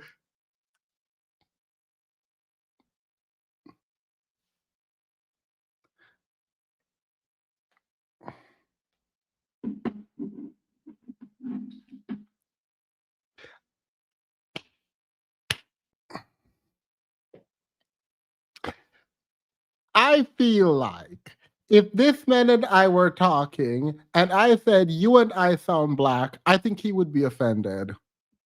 I think he would be offended. And he would try to convince me that he sound white. I think he would try to convince me he sound white. I think he would be one of the people in that bucket of people who try to convince me he sound white. Because there is no I sound black, you sound black, we sound black. Like I don't what do you mean?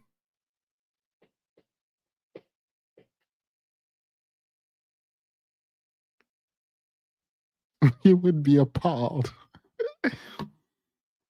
I definitely think it's like crabs in a barrel mentality. Def- And it's kind of like, okay, what can we relate over? And that is the struggle within the Black community. There's certain like experiences in which we find commonality or common ground. And when we see someone with a more established upbringing, like you guys were mentioning, like if someone goes to private school, I went to private schools, you know, or it's your whitewash. Why do we associate success or being knowledgeable or speaking a certain way with being white? To hold ourselves accountable within the Black community would I don't like this. If one or two people told you sound white, why y'all pretend like they're all sitting here pretending like the Black community does this? The Black community don't do this. The Black community don't do this. There are people who will tell you sound white, and y'all take it as a compliment. You're not going to convince me anything else. You will not convince me anything else. I promise you, they didn't go talk to those people and ask, why do you think I sound white? First, right? But second, this is not most Black people who interact with you do not tell you sound white. That is not true. I do not believe that. And I'm talking about your anecdotal experience. And I think that the reason you probably remember it is because that one person said it to you and you thought it was a compliment and you felt good and you kept that with you. I think y'all think it sounds good. Talking about we need to do better. Now, if you thought we need to do better, you would have let it go. You would have let it go. Oh my God, they told me I thought, why are you telling me that? You don't sound white. Now what? be to stop judging each other on our level of quote unquote Blackness, because that is where I Love that. I am sure you would love that. I am the biracial person. I think we should stop judging each other on our level of Blackness. Ain't nobody talking about none of that. do think the issue is stemming from. And I think within our community, if we're saying, Mind you, she's the one who is like, oh, my mom is white. My mom is white. Guys, my mother is white. She did it. And then she's like, oh, we shouldn't be judging people on our level of Blackness. Ain't nobody ask you about your mama being white.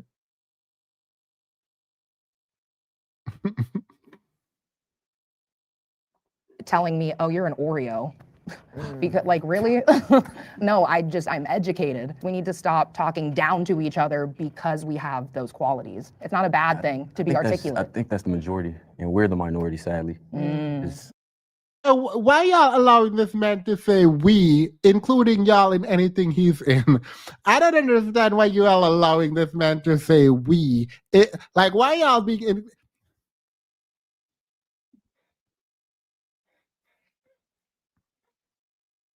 Black men sitting up there talking about they feel judged by the black community. Meanwhile, we're talking about police brutality and stereotypes being passed around about black manhood, specifically in the white community's nasty work. Like we gotta leave them on the plantation. honestly. Yeah. Yep. All right. Can we have the disagree step forward? I would say that is an issue within the black community where they try to say you're not black because you sound a certain way. I think that's ridiculous. Like we're black because we're black, right? But yeah, like I tune a lot of that stuff out. It's just if I can't use it to do something that will better my life, it does not matter to me. And I think because of that, I disconnect from a lot of black women and some black people because I don't like. And they said black people, this man, black women. No one talking about black. This is like a free-for-all question where black, you do not have to specify. Yeah, someone go date this man. Not any of y'all, but like someone go date this man, please. No, it don't happen more than I think. I'm not gaslighting. Demas is kind of gaslighting. I think it happens more often than you think. I've heard these stereotypes of whitewashing on Clubhouse apps, so I can only imagine them dealing with it in real life. No, I said there are a couple buckets of people. And I don't know if you were here in the beginning when I point out that there might be legitimate complaints. However, in my experience, the people who bring up that they talk white usually do it sui sponte around me. And when I tell them, though, they don't sound white, they sound black to me, they get offended and explain to me in full detail why it is that they do in fact sound white. That to me is not someone who is offended by being called white. They want you to think they are white or acting white. They're going out of their way to explain to you why they sound white. I am not saying there aren't people who experience this, but you do not experience this from most black people. I don't believe that.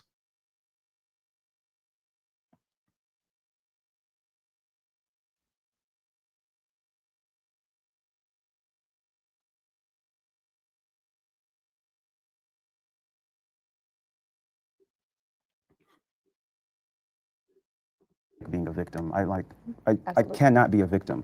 I'm like, what is the issue? Let's work on the issue. Yeah, it might be a little harder, but that's fine. You know, there's no growth without opposition. So it's like, let's just go.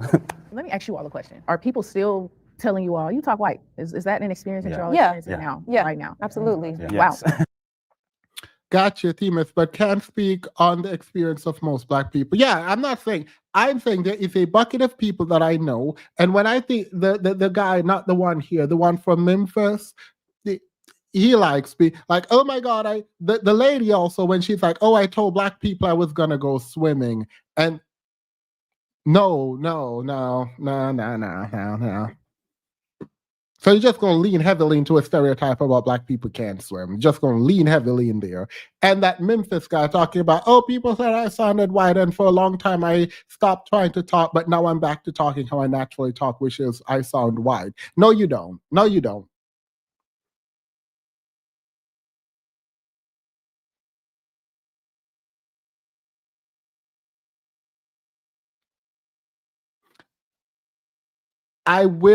There are people that I've heard with vocal fry that if I were listening to them on the phone, I would assume I'm talking to a white person. It don't mean you sound smart. It means I'm an immigrant, came to America, and when I hear someone speak like Kim Kardashian, again, to me, that's like the only people that I've seen while I was watching TV in Jamaica who sound like that are white people. My mind associate that vocal fry with a white person. There are certain black people who speak like that. When I hear them talk, I'm like, oh, that sound white. So if they say, oh, I sounded white, people tell me I sound white, I'm like, oh, okay, cool. I can understand why people would have said that, and I will never negate your experience. When you come up to me, sui sponte, when I never asked you, like it even happened on YouTube. I'm talking to this lady and she was like, oh my God, I sound white. Like, oh my God, I know I sound white. And I was like, I'm gonna find this video. I was like, wait, what? No, not to me. You don't sound white to me. They're like, no, for real. I do sound what do you mean you do? I told you you were offended you didn't sound white. I just told you don't sound white. Now you're trying to defend you sounding white. Girl, why? So yeah, ain't nobody asked them none of that. It's a form of othering themselves. Usually people who go through the trauma aren't going to just bring up the thing that is traumatic. They're lying. Not they are lying. A lot of people are lying. I have the ability to code switch. Yeah. I'll be honest. I can definitely, you know, like it's a switch for me. So I haven't had anyone say, "Oh, you talking white." You know, it's more so like you going somewhere. I've heard that my whole life from our community. I hate to use the word code switching because I know slang, but that's our language within the community. But outside of that, I am a very intelligent individual, so I know that I need to speak and not use Ebonics so that you'll be able to understand me. And I think that in itself outlines the fact that I feel more judged by those outside of my culture, outside of our race, than inside.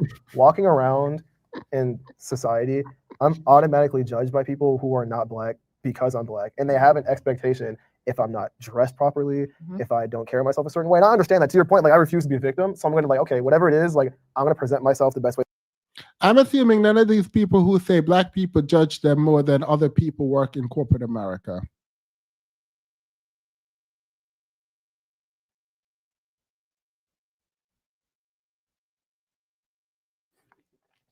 Production Inquiry, here you go. Come tell us, because apparently Production Inquiry want us to know that they tell them that they sound white. There you go. This is only for Production Inquiry. Please come forward and tell us how the world thinks that you are a white person. Please. Thank you.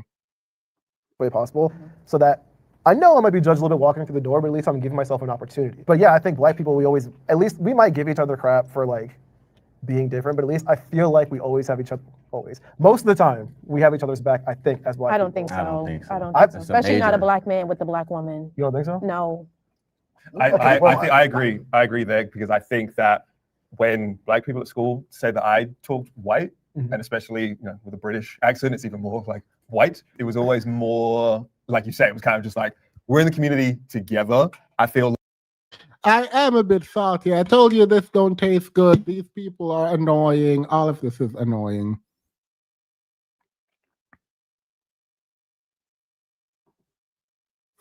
You being an immigrant matters. I mean, I don't say it doesn't matter. I actually agree that it matters. And from my perspective, my quote, immigrant perspective, the people who continuously talk about how white they sound are trying to push a narrative that they are better than other Black people. That is what I've consistently seen. Now, am I saying, and this is the weird part, I keep telling you all that yes, there might be and there are people who've been told that they sound white and it is traumatic for them. Sure. But there are also people who continuously let you know that they sound white. And the trauma that those people claim they experience is a lie. They want you to say they sound white. I am not saying there aren't people who were told they sound white who is not traumatic. I ain't met them yet. I have not met them yet. But I'm saying they exist. There are other people who tell you that people tell them they sound white, and it's because they're fishing for you to say they sound white because they want their dusty experience validated. The experience, again, is in their head because ain't nobody told them they sound white. And even if people told them they sound white, they take it as a compliment. And I know this because when I say, no, you don't sound white, you sound Black, they get mad. Are we good? So for those people in the chat who you've been told you sound white and it's traumatic for you and it hurts your feelings and it's bringing up whatever it's bringing up for you, yes, sure, it has happened. Never seen it happen, but I'm not saying it does not exist. Good? Cool. We're good.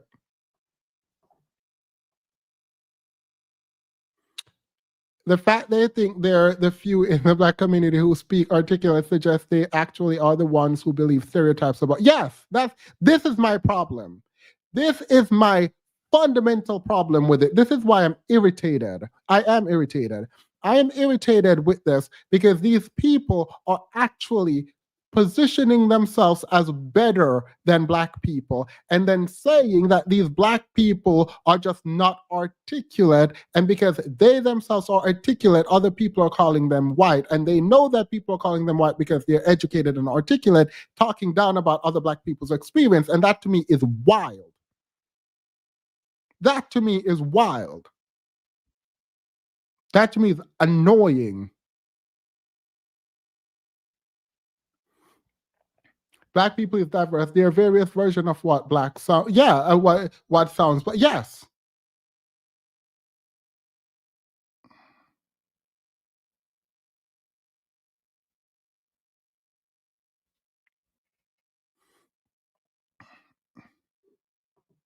Hello.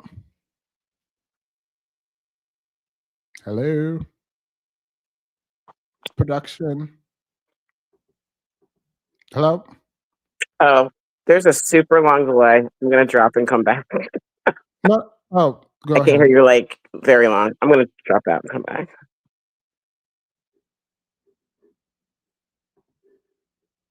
Like when the white people would say stuff, it was like the true attack. The girl to an oversharing in this modern world, the girl that I lost my virginity to, white girl, and a few weeks after, she was asking my friend about me, and she was like, does he consider himself white or Black? And then my friend was like, he's Black. And she's like, oh, that's a shame because I'd only date a white guy, but at least I can tick a Black guy off my list. And that's like my first ever like real sexual experience. When it was the Black women in dating saying you talk white, you're too middle class, whatever it is, then that was just like, okay, yep, just we are. Black women were telling him he talked white and he's too middle class. Meanwhile, he can't even provide for himself. I'm going to go with this didn't happen. Don't know if it happened, don't actually care. But Black women telling you were too middle class for them, it's nasty work when you said you were broke and that you could not provide and you were a struggling artist and that they should look for your potential. But now you are middle class. Got it. Absolutely not. Absolutely not. Hello?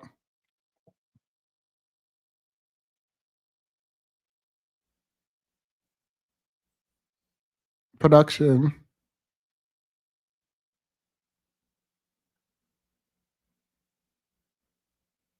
Hello?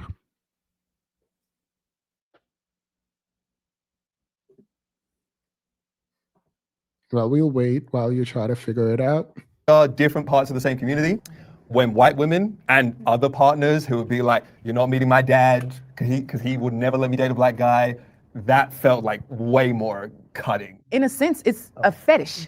And we have to be careful about that because as a Black woman, you're a Black man, I'm around Black men. You're not a fetish for me because you are a part of my community. And so I disagree with for myself, my experiences, the Black community has fully supported me. But I think when you expand outside of your, right in your face community, you'll realize that there are a lot of Black women that are just rooting for Black women because they're Black. I mean, we can think about the election. Yeah, I can definitely say environment because when I lived in Atlanta, it was nothing but like Black support, Black love, everybody's helping each other. You don't see too many Black men with white women there. I carry my parents' relationship patterns.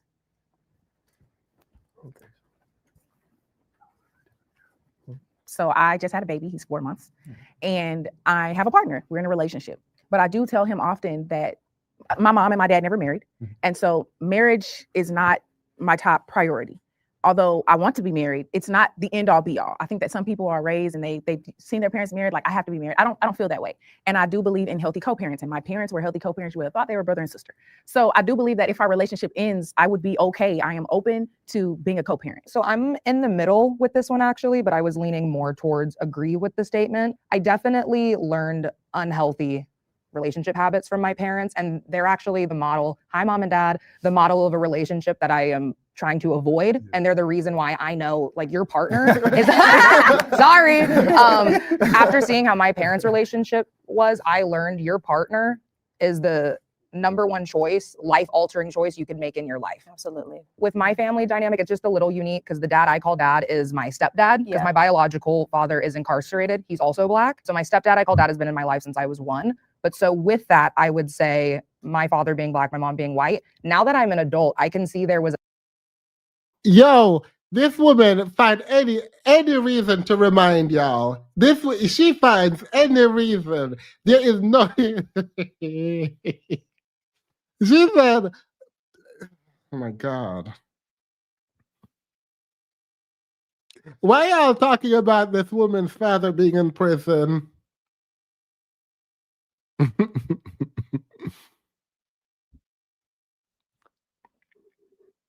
Is a power dynamic in their relationship. And like I mentioned, I did grow up on the white side of my family.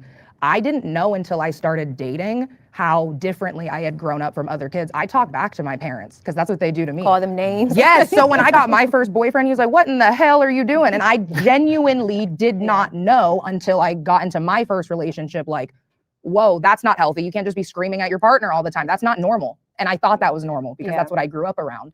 I think mine is pretty much exactly that unlearning. You better flip that. You better flip. I'm bored though. I'm bored. We know you're biracial. We know your mom white. Now we know your dad in prison. Did not need that information, but powerful. Never mind. It is what it is. Because my parents, their relationship was at a very loud volume, and it was a lot of aggression, passive aggression. Like I got to see them like fall out of love to lead to their divorce. And my dad had my brother and sister from his first marriage. So like, I think talking about inheriting patterns, I always like expected that I would have biological kids, step kids, adopted kids. I always have expected that every single relationship will at some point die and just you will never speak to that person again. So yeah, I think I've been just inherited all of those patterns, like you, trying to unlearn them now. But yeah, that was like my whole childhood. We might be half brother and sister. Don't go on Ancestry DNA. I don't remember all the circumstances in which my parents got divorced. I don't remember. I know some of it, but I was pretty young back then.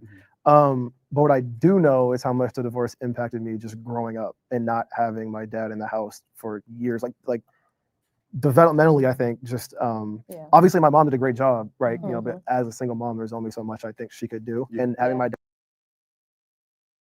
She might not have done such a great job if you're up here dragging Black women. You know what I mean? Like it, like.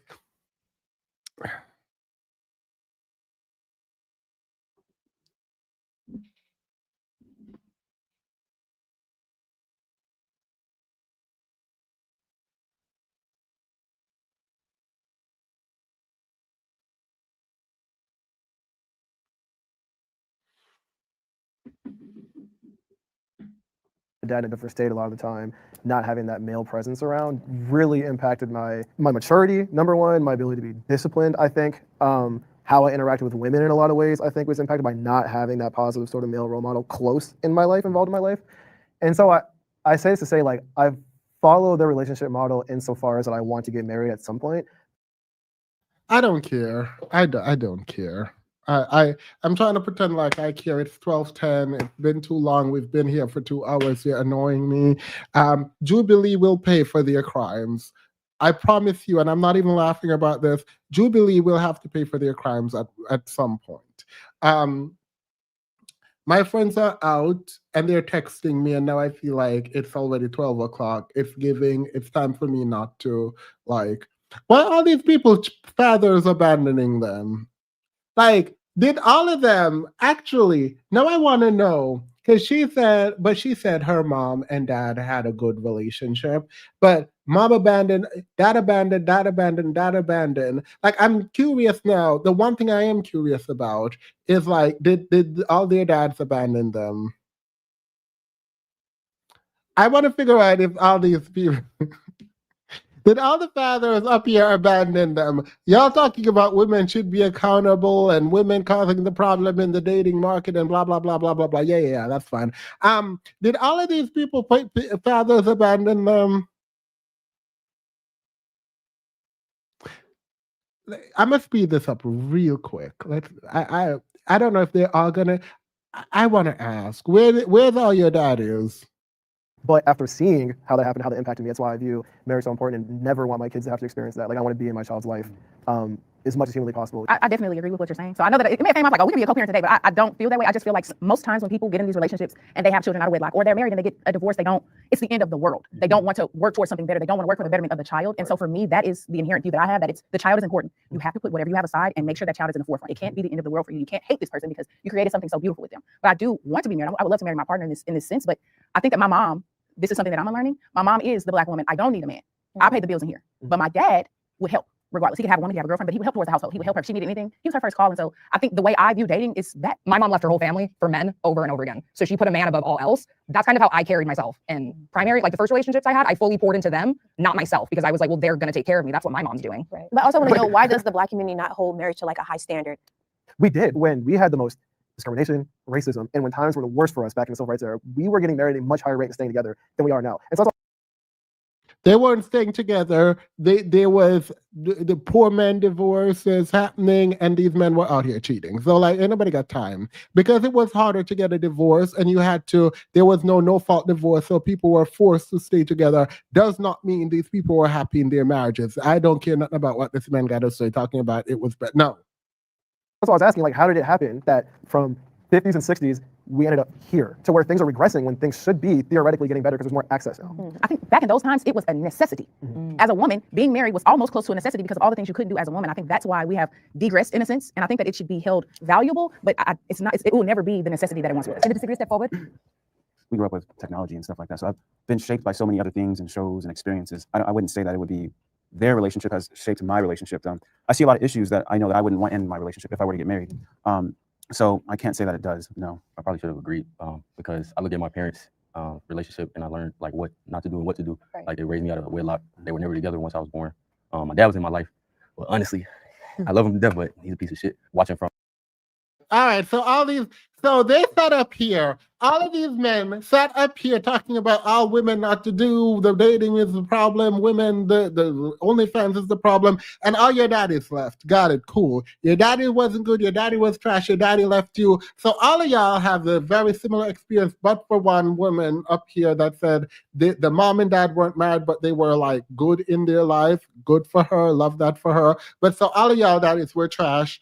And y'all up here thinking and talking about how women need to do better. Yeah, it's going to be a chop for me. Y'all can hang it up, flat screen. It's going down, basement, Friday the 13th. Guess who's playing Jason?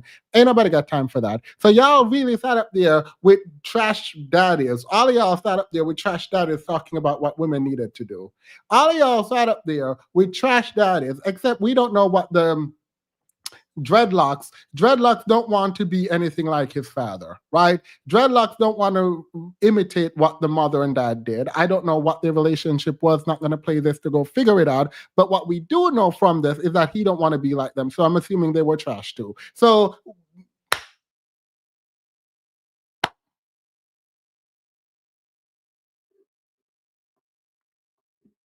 hello?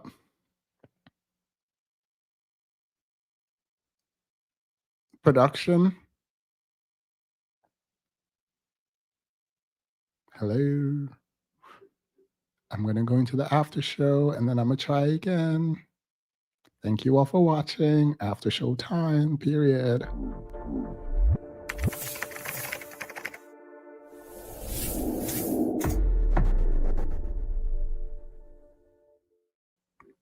Production.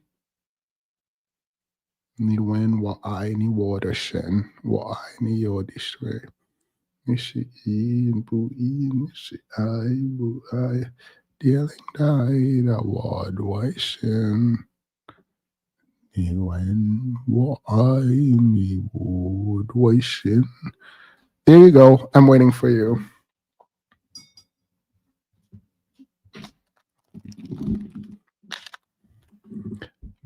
Hello. Oh, you left. Hello? Okay, it's working. All right. Can you hear cool. me? Yeah. Okay, don't stack the deck and act like I'm white identified. I was not stacking the deck, girl. You were down there. You were like, they told me I was white. I didn't say that. I'm serious. Like, let's not stack the deck. All right, I won't stack the deck. Go tell me about the white identity that you are not. There's still a delay. I'm still going to try to talk. All right.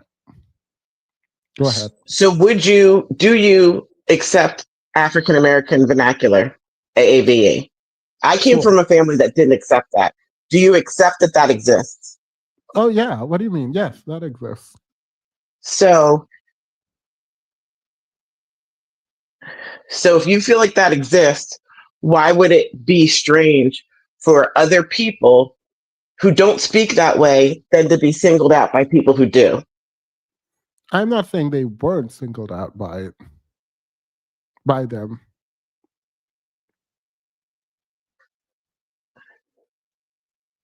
So if you think they were, how do you think that happened? How do you think those people singled those people out?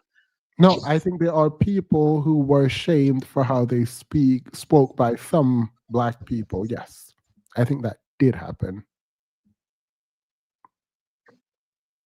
But just not enough for people to say, yes, I experienced that. Oh no, people can say they experienced it. That's not what I said. So what's your point of view? That people who say I was treated that way or experienced that are saying it because they want to be white identified? That there are a bucket of people, which means there are other buckets of people, but I was speaking about a specific bucket of people who want to be told that they're white, that they speak white, and they actually relish in being told they speak white. Okay. I've been told that. I deeply don't care, but when I was a kid, it was like a big issue, and I was very much like, what are you talking about? And my parents are from a segregated area, so nobody told them that because there were no white people. Wait, so you don't care if people tell you speak white? I was confused by it. Like I was 8 years old, so it wasn't something I had right large now. right now. Is it scarring for you? There were other things that went on that were not particularly helpful for me, but by the time I was a certain age and had had certain experiences and beat a few people up, it didn't matter. I think it sounds like it does matter a lot to you. That's why you're here. It doesn't matter a lot. I do think it needs to be validated that there is a conversation about experience, community, class, and exposure. Like when FD got the whole embroilment with Fly in the Milk, I'm like, do you actually know what you're talking about? Because there is a conversation that can be had about class and community and the fact that Blackness is not monolithic and should not be flattened. So it's like, if there are people, particularly girls, because that's what I care about, Black girls having this experience, I'm gonna validate it because I've had that experience too. I think it's probably less because I do think racially communities might be a little bit more flattened. Like my parents integrated in an all white neighborhood, and I didn't start going to a school that had 14 or 15% Black children until I was like 9. So that's why for me, there was a bit of a culture shock. And there was a culture shock for those kids that had never seen a Black person get on the bus at my stop when it was usually all white kids. So it's like, I can't ignore people's experience. And to be fair, I now understand the experience those Black kids that weren't in my neighborhood were having. I have more of an understanding for where they were coming from, even though the experiences of us meeting together was not healthy or kind or empathetic. All right. So there might be this is a learning opportunity for me, because when you just said that, what I heard is wanting to express that you grew up in a white neighborhood above all. That's what I heard. And I don't know that that's what you meant or even said, but my experience of what you just said to me was to highlight that you were in whiteness. You were enmeshed. I'm trying to highlight an intersection of culture and community. I'm not saying you did anything wrong. I'm telling you to try to unpack for me what's wrong with my interpretation. And that might be something that I just need to let go. Because if that's what stood out to you, that's what stood out to you. You were like, they were shocked to see me there, and they didn't experience a Black person like me. But you don't know that. I've actually had conversations with some of these people. I actually had a conversation with one of the main people who we had confrontations and conflict about that. Probably about almost 20 years later at a mutual friend's wedding. And she actually apologized to me. It was very interesting. It was a very interesting experience, and that like is touching to me and will stick with me for the rest of my life. Okay, wait. So the reason I said that and didn't ask is because I wanted to make sure. So you engaged with them and they explained to you that you for them was a shock. Like their experience of you was new and it was a shock because they didn't see a Black person like you. They were 9-year-olds. We were all 9, so they weren't having like a high level, emotionally intelligent dialogue. As adults, she did say that how she treated me was wrong, and she said that she was sorry. We did not, full disclosure, get into a socioeconomic, rundown of the intersections of culture. We didn't. I'm asking you, how do you know that they were telling you sounded white? There's a woman on YouTube who disparaged Black people, spoke down to Black people, and then said, oh, Black people didn't like me, and they said that I talked white, and I don't know why. But I was always with the white kids, and I only wanted to be around white kids, but I don't know why Black people didn't allow me to be their leaders. And so I'm not saying I'm feeling that from you. I don't know you in that specific way. I know you in the comments, right? And you know me on screen. But I find, and I don't know that you are one of these, and there are people who are not like this, but I find a lot of people who claim they sound white are actually trying to express a higher socioeconomic standing than the average Black person, and somehow that the average Black person mistreat them because they quote unquote sound white, when they have been sort of weaponizing economics and being in white neighborhoods as somehow making them better than other Black people. So I could say that, one, I don't think I'm better than anybody. I'm trying to have a conversation about the culture in class and the fact that children can identify class at a very young age and are very easily able to suss out differences in culture and things like that. Class, and that is strange to me to say they suss out class when they might be like, oh, you speak different. I was made fun of for having an accent, right? If they're like, oh, you sound white, it's not saying that you sound like you are in a different class than them. They might just actually think you sound different than them. Not you, but like someone. Why do you think that there's a difference between people who speak AAVE and people who don't? And do you think that that can be broken down by socioeconomic or quote unquote class lines? No, because it feels like for you think people with higher socioeconomic class speak better than people who are not. Do they speak differently?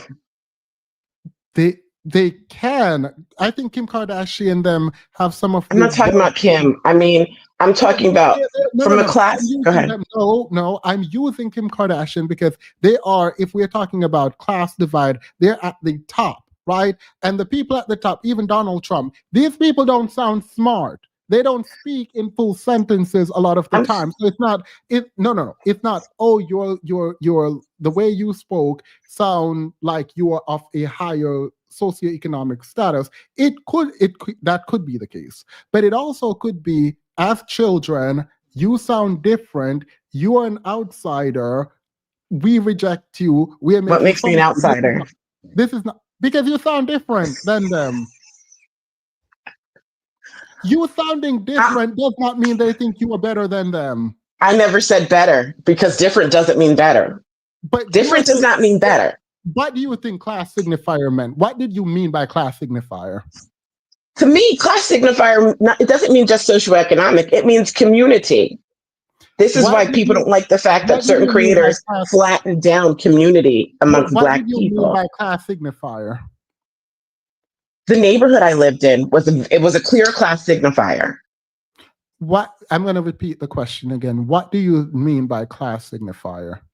Socioeconomic status, where you live. You do know what socioeconomic means, right? I do. I don't necessarily. Go ahead.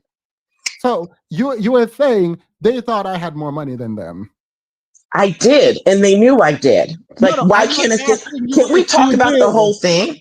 I am not asking you if you did. I'm asking about what you think they perceived you as.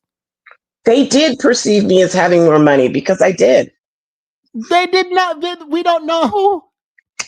Why are we going to act like people are stupid and ignorant? Children aren't ignorant. People were I can dragging take me this. when I came to America, and it was not because they thought I had more money than them. It's because I had an You're accent. not American.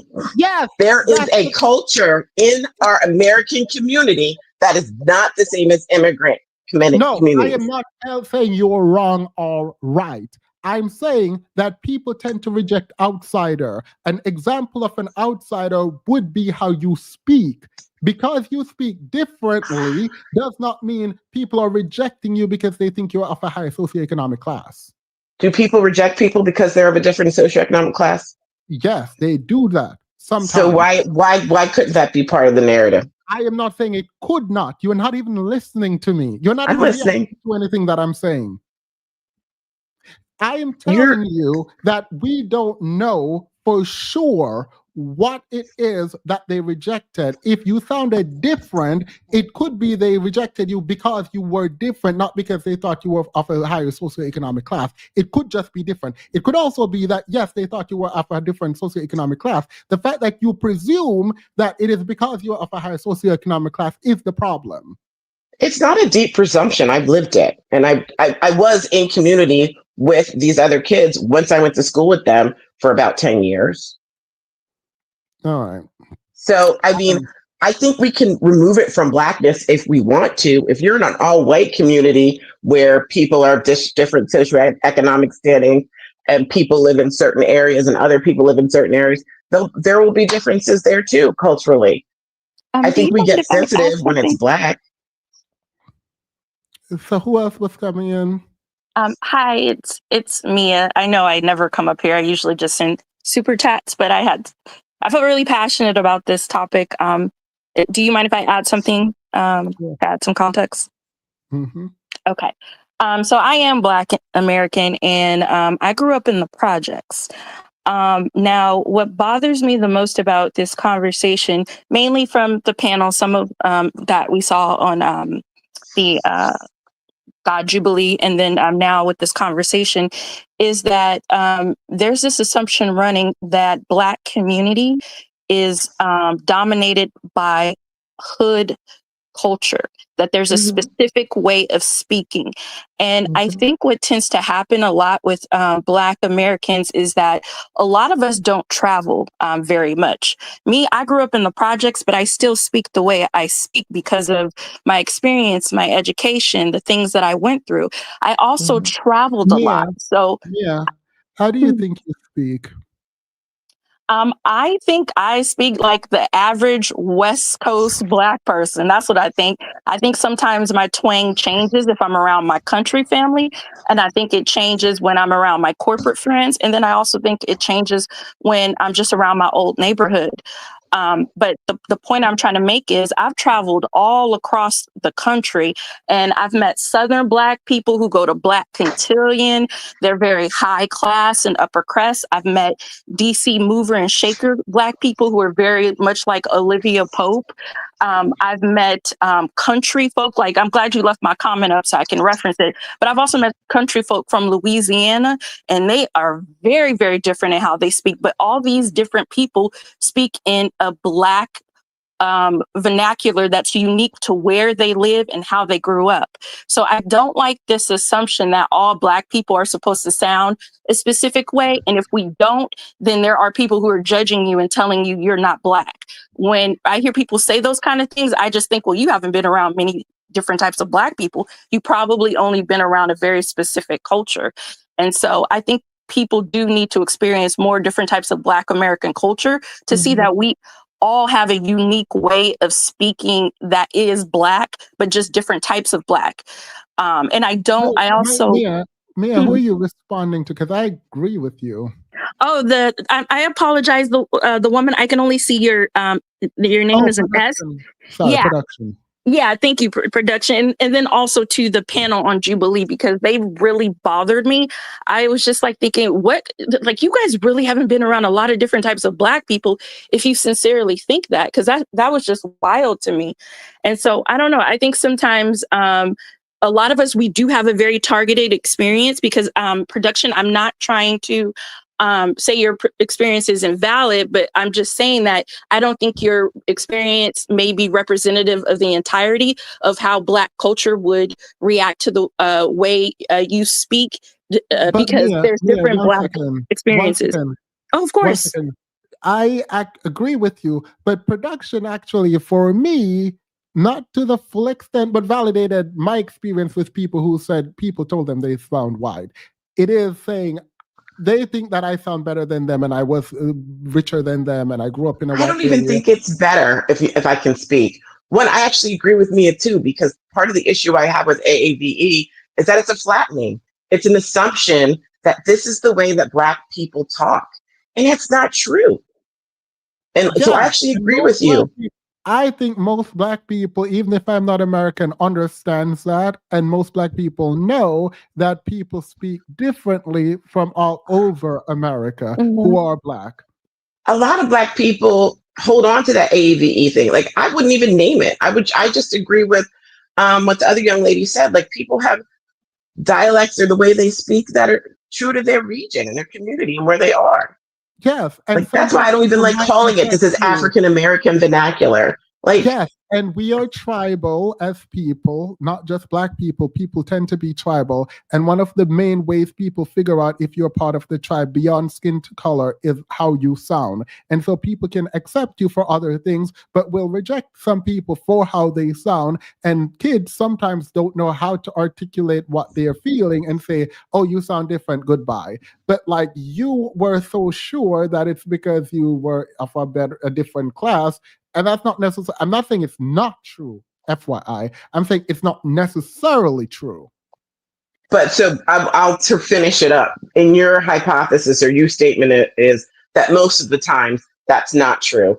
And it's not because of class or there being a lack of class affinity. I will never say most of the time. In all of my experience, it's not true.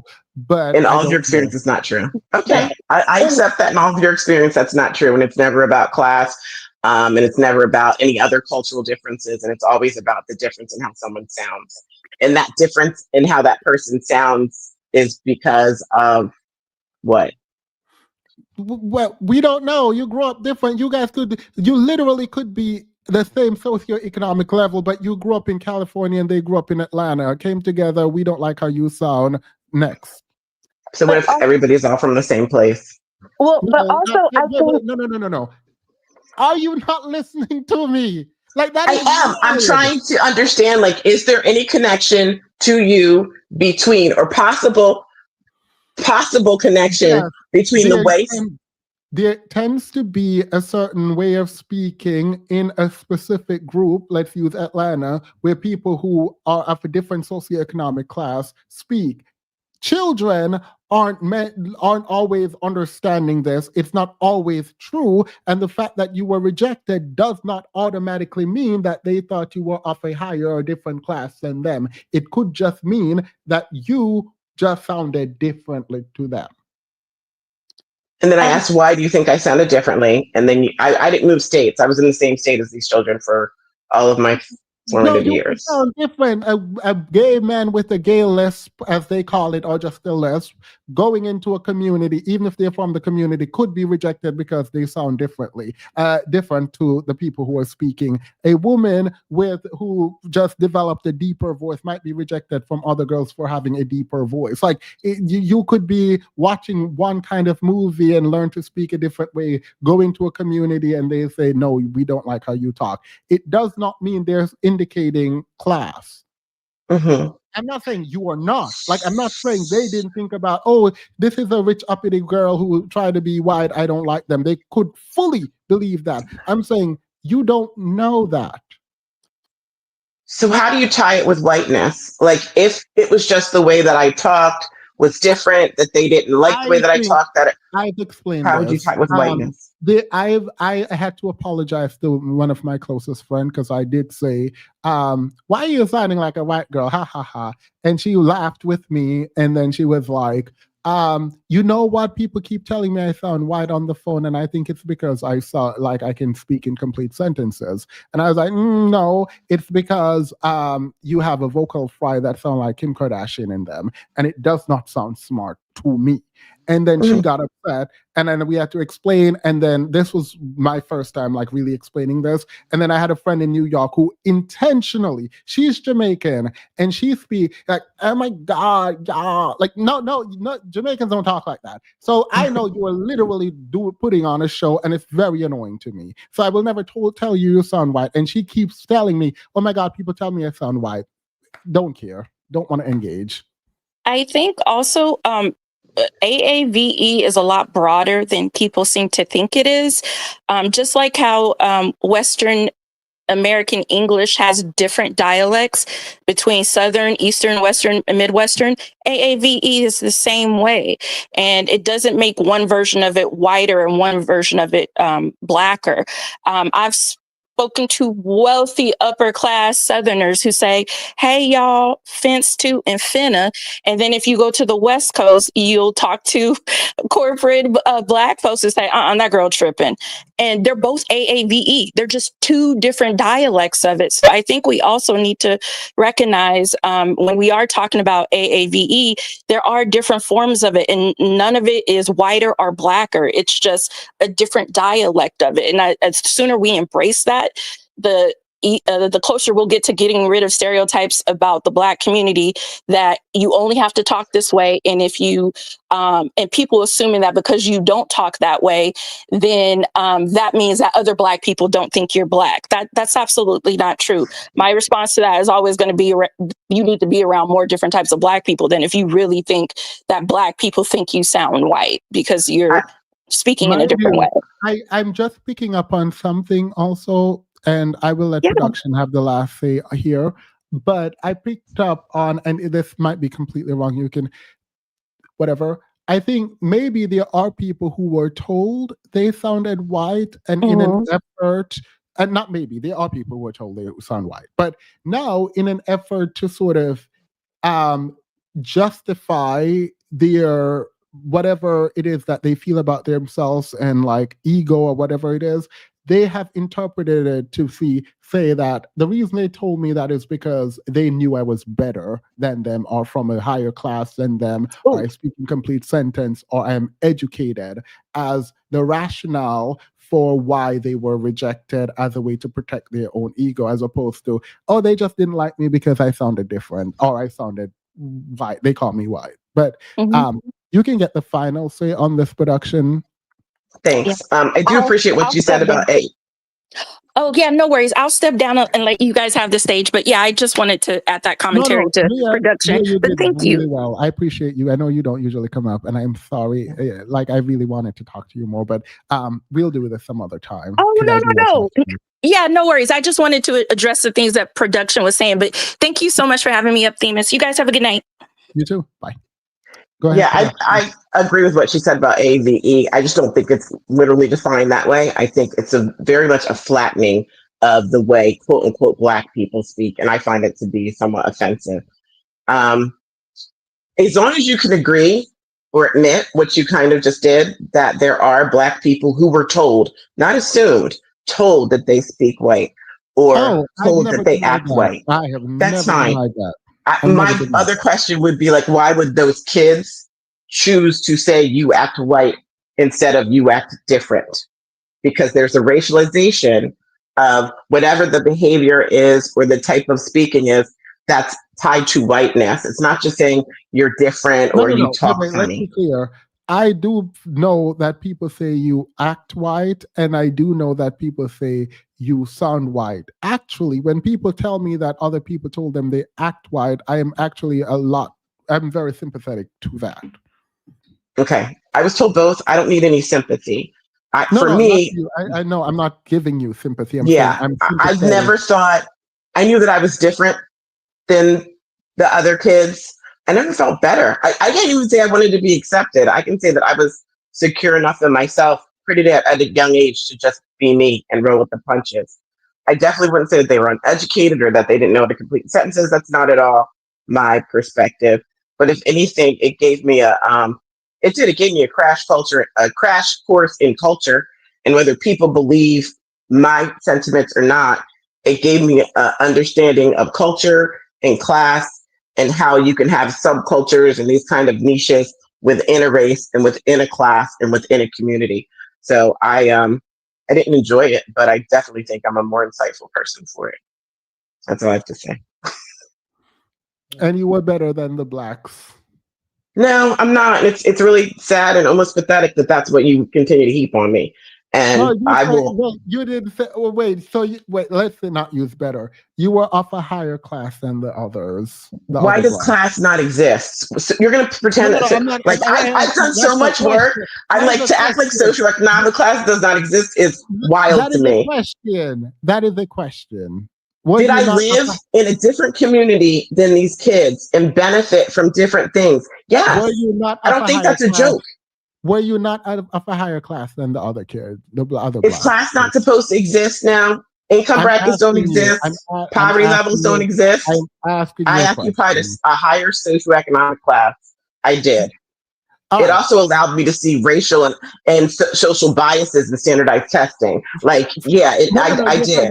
Fine. So you were of a higher class than them. Are you sure? I was of a higher socioeconomic class at that time. Like, I'm not going to play petty games with the concept of class versus the actual economic run people exist on. That's fine. I'm asking you if you're sure. Zip code wise, I mean, you want to break it down to communities and who lived on which side of the railroad tracks and who didn't? Like, I'm from a small town. Yeah, that's. I know where everybody lives. No. That's what I'm asking you. Wait. Oh, so you know them? Yes, I know where everybody lives. We know where everybody lives. All right.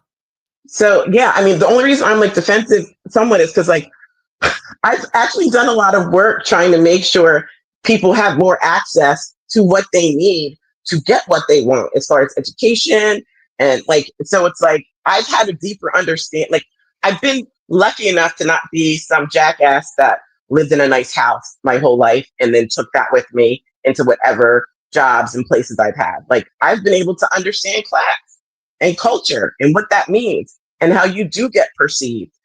And I don't know, I just have a better understanding of that probably because of the experience I had. I don't know.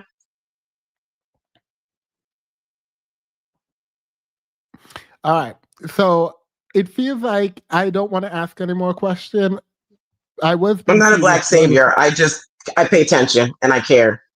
All right. And that's why when we're on here arguing, I tell people if they don't like something to write a check. All right.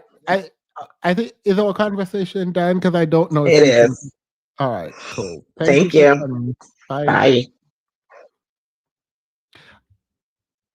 I do think that we have a problem. I do.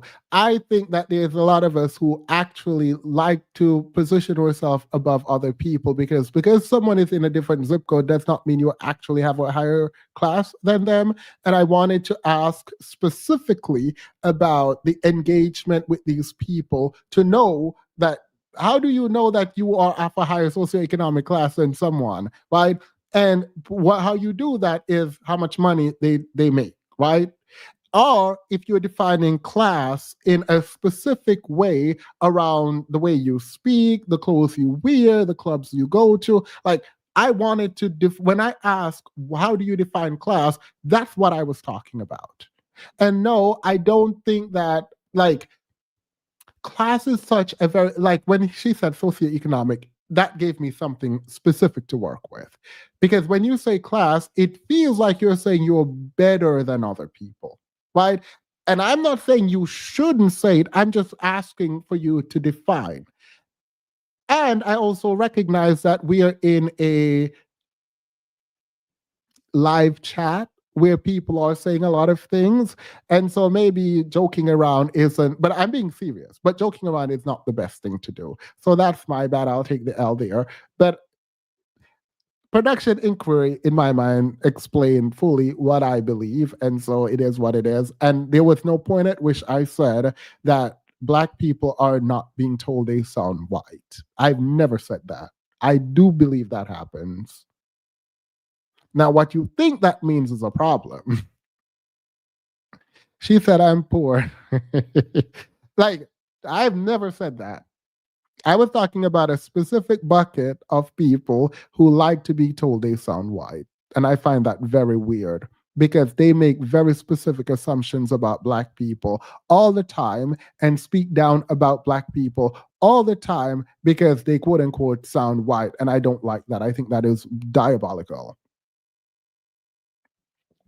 I also think that when people say the talented 10th and people are elitist, I've been accused of being elitist. I do think we have to work to make sure that we bridge the gap to connect with people of sort of all socioeconomic status without the notion that I am here to talk down to you, to help you, to lift you. Like, connect with people as human beings and not as, oh, I am better than you. Like, there's a content creator. I won't say her name because she came to my chat once upon a time and I felt bad, but I'm not a punk and I'm going to say what I'm going to say. So it is what it is. But I did feel bad. But she is the one who is like, I come in, I read books, I am educated, and these Black people did not like me. They did not want me at their table because I was better than them, essentially. And then she's like, and I wanted to talk to the white people, and the white people were racist, but the Black people were the worst because they did not want to talk to me. Mind you, the white people were racist to her, and she's been trying to get to white people. She's friends with a bunch of racist white people. She says these things on her own, right? But the Black people who she says were just losers, they didn't talk well, she did not like them. She did not like them. But she wanted them to accept her, even though she thought she was better than them. These are what she says this. And she thinks that she's right, that they should have accepted her, even though she consistently talked down to them. She disrespected them. She didn't like them. And importantly, they did not like the things that she liked. How are y'all going to connect? How? You don't like them, you don't like what they do, you speak down to them, and then you wanted them to accept you. How? How?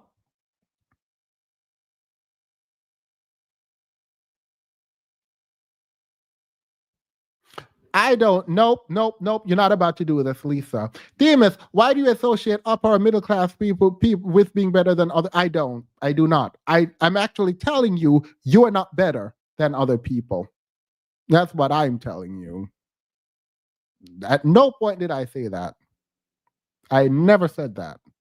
I'm actually telling you, you're not better than people because you have more money than them. That's what I've been saying.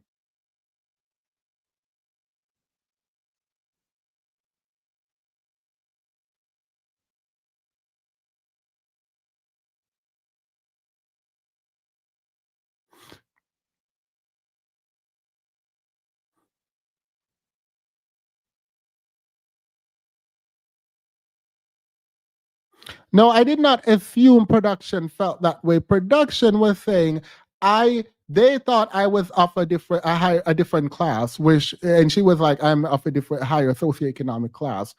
That is not an assumption. I'm saying, why do you think that? My question fundamentally was, why do you think that?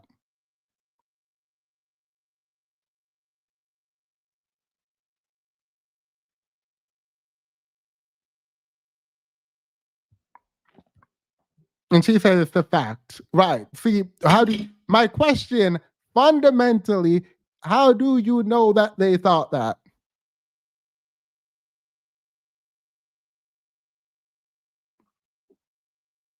And she says, because of my neighborhood. So are y'all tracking that now?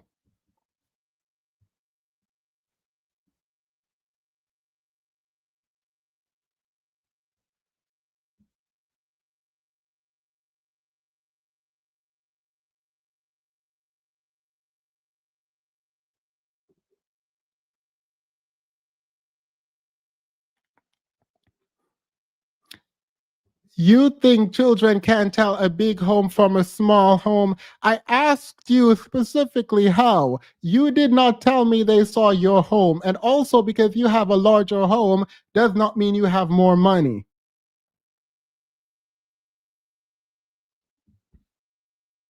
Because you have a larger home doesn't mean you have more money.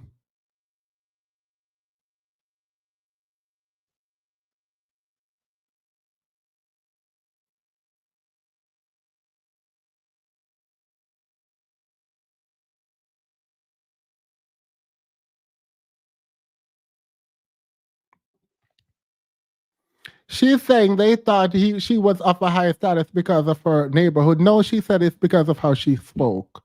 Did y'all? What are you talking? She said because of how she spoke. Wait, what part of that did you? What part of that did y'all not hear?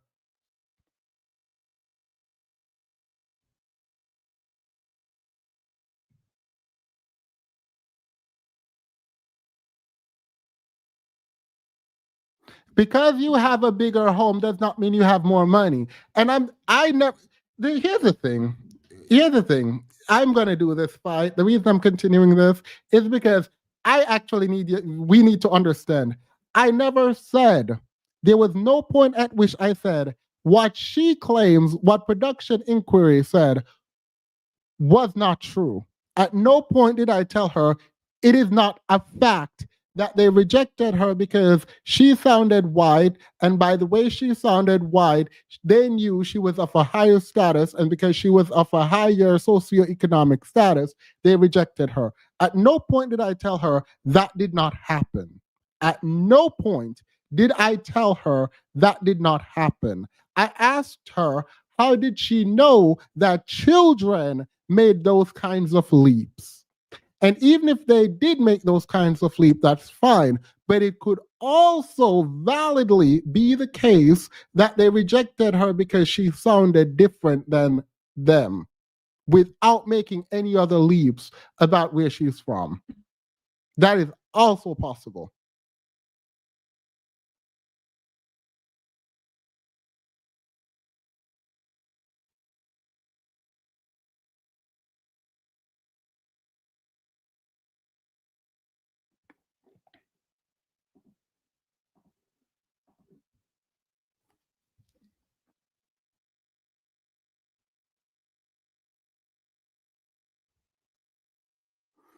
Yeah, kids can be jealous. What are y'all doing?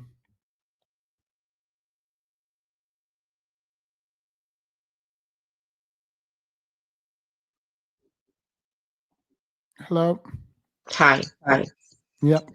I have clearly said socioeconomic status. I didn't Yeah. say some personal reference or referendum on people and human beings.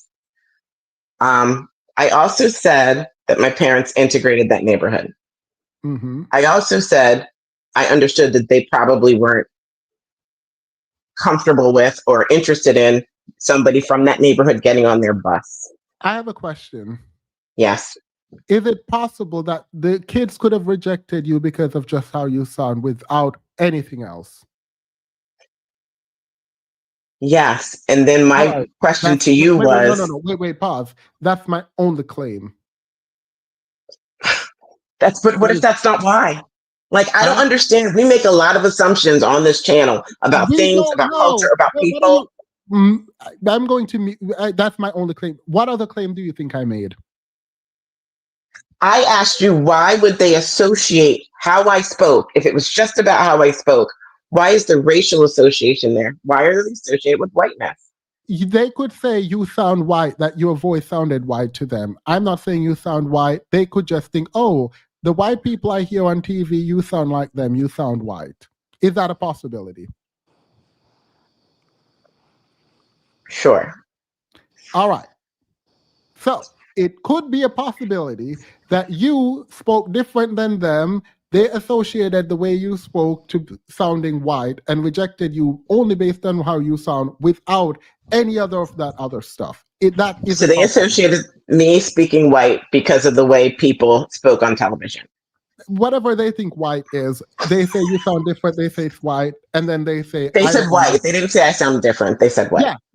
You sound different, they said white, they don't know what else to call different, they called it white, and said I don't want to associate with you. That is a possibility, right? And so, sure. And Wait. So that's a possibility. That is my claim. Now you can ask me a question. Great. If someone is told that they act white, same thing. It's just they act like white people that they would see on TV. So that's why the child would make that No, I'm not racial saying tie that's why, to but that behavior. I'm not saying that's why as an absolute. I'm saying that could be a possibility.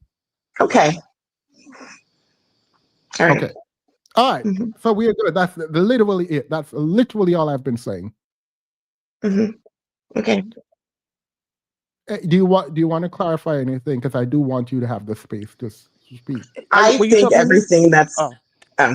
No, go ahead. I was going to let the other person talk. I mean, for me personally, I think. I'm talking to you. I'm talking to you, so you can go ahead. I don't want you to not have the space to talk. I don't have much else left to say. I can only talk about the experience that I've had and when I've lived. And I can say to other people who have had or are having this experience, I can relate to it. I haven't taken any of that away from me to think some people are this and some people are that. There's a lot of elitism on this channel and in this community. So I find it hilarious that is being thrown specifically at me. Wait. I'm not saying you are elitist or based on the chat. And you also leaned in heavily to class as opposed to socioeconomic class. And the fact that the house size. You said you were off they could tell you were off a different class. I asked you to define class. And I said socioeconomic class. Yeah. And that's when I stopped. But when you said it initially, you were talking about how you spoke as if people who are not from a higher socioeconomic class can speak, quote unquote, well also. And that was I never said well. I've never said well. But I do believe that based on your socioeconomic class. Wait, are we going to play these games? You're playing them. I mean, you're the one that said that the size of your house doesn't mean you have money. Let's both play them. When you say AAVE, are you saying those people speak well? I'm not comfortable with that moniker being assigned just to the way Black people speak. There are people who use it. People, when people come up here, people say I sound white because I speak well, which implies that the other people don't speak well. That's not what I said. So, I mean, I'm sorry that's your implication. That's not what I said. I know, like you brought up Donald Trump. Fair. That man can barely string words together. Here's the thing. It's fine. We can do the game. It's fine. But I'm trying to figure out what you believe. What I believe based on how I was treated or in general. People speak AAVE now, and it doesn't matter where they grew up. Do I think that a lot of the way people speak to the point of that other young lady is because of regionally and because of their class? Absolutely. Like if you grow up with parents that didn't read books or didn't do different things, you will have a different literary experience. And then maybe when you raise your kids, this is actually factual. And I'm not racializing this. This is anybody. But when you say things like when you grow up with people who did not read, parents who did not read books, you do, like you understand what you're doing, right? No, because you're associating that only with Black people, and I'm not talking about only Black people. If you go to West Virginia and there are people there and they're not raising their kids. In the context of our conversation, you're talking about the way that you speak and how people are telling you sound white. I'm talking about class, socioeconomic class. People of socioeconomic classes do speak and experience life differently. So one thing, I'm going to try to not speak over you. Maybe I have been, so I'm going to stop. Please don't speak over me either. My apologies. All right. You understand that in the conversation, the context of the conversation we're having, where you bring up that some people don't grow up with parents who don't read books, it sounds like you're saying, and you said you're not saying, that these people who speak AAVE or growing up with parents who don't read books. I'm not saying you're right. That is what you say. It sounds like that, and I'm trying to get you to clarify that that's not what you mean. I was saying that I have an issue with AAVE because it's a flattening of how Black people speak. Then I said a ton of people speak AAVE now, and it doesn't matter. I also said the notion that your class or socioeconomic class does not impact how you speak is false. And so I brought up if someone was raised and their parents didn't read to them, and they occupy a lower socioeconomic class, so their parents didn't know either it's important to read to my kid, or B, I have 2.5 jobs. I don't have time to read to my kid. That kid might speak differently than somebody whose mom stayed home and read to their kid all day. And this is not a race conversation. Class is amongst white people, amongst Asian people. It's Right, everything. Good. Do people still tell you sound white now? Definitely not as much, no. And I think the world is different now to what the other young lady said. Like, people travel more, people move more. There's immigrants, a lot more immigrants that have moved into our communities. So I think the way people speak has changed and evolved and is more regionalized. Like, I wish what she said about AAVE is true. I don't think people give it dialects. As an immigrant, like we talked about this. Oh, sorry, I did cut you off, but I think the statement was completed for the purpose of what we were doing.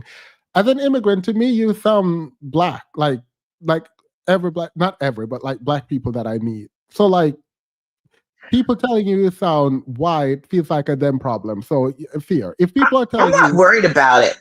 Yeah, if people are telling you sound white, the way you speak right now, it's weird. Like, you don't sound white to me. You sound like a Black person, like a regular Black person. I'm more concerned about kids, and I don't think kids experience it as much now because, like I said, they live in a different world. But mine just point, I do think there are kids there's a handful of Black kids that are still popping in some wild white neighborhood, which messes with their head.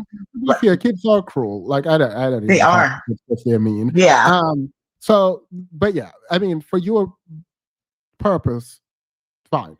Just know that I've never said that your experience isn't real. I'm saying that your interpretation of what these people and why these kids did what they did might not be why they did what they did, but it could be. But like, just think that maybe it's not or it is. Just think about both of it. But like, not like definitively, this is definitely what they thought without proof. Yeah. That's all. That was all my position. I accept that. I allow you. I appreciate you giving me a space. It's not a popular conversation. It's never been. I've actually online have had a similar conversation with Latino immigrants, particularly in Los Angeles, and having this kind of dialogue. But yeah, I appreciate that. And yeah. All right. No, thank you. And thank you, Sally Joe. I see what you posted. I was thanking Sally Joe for her $5. Yeah.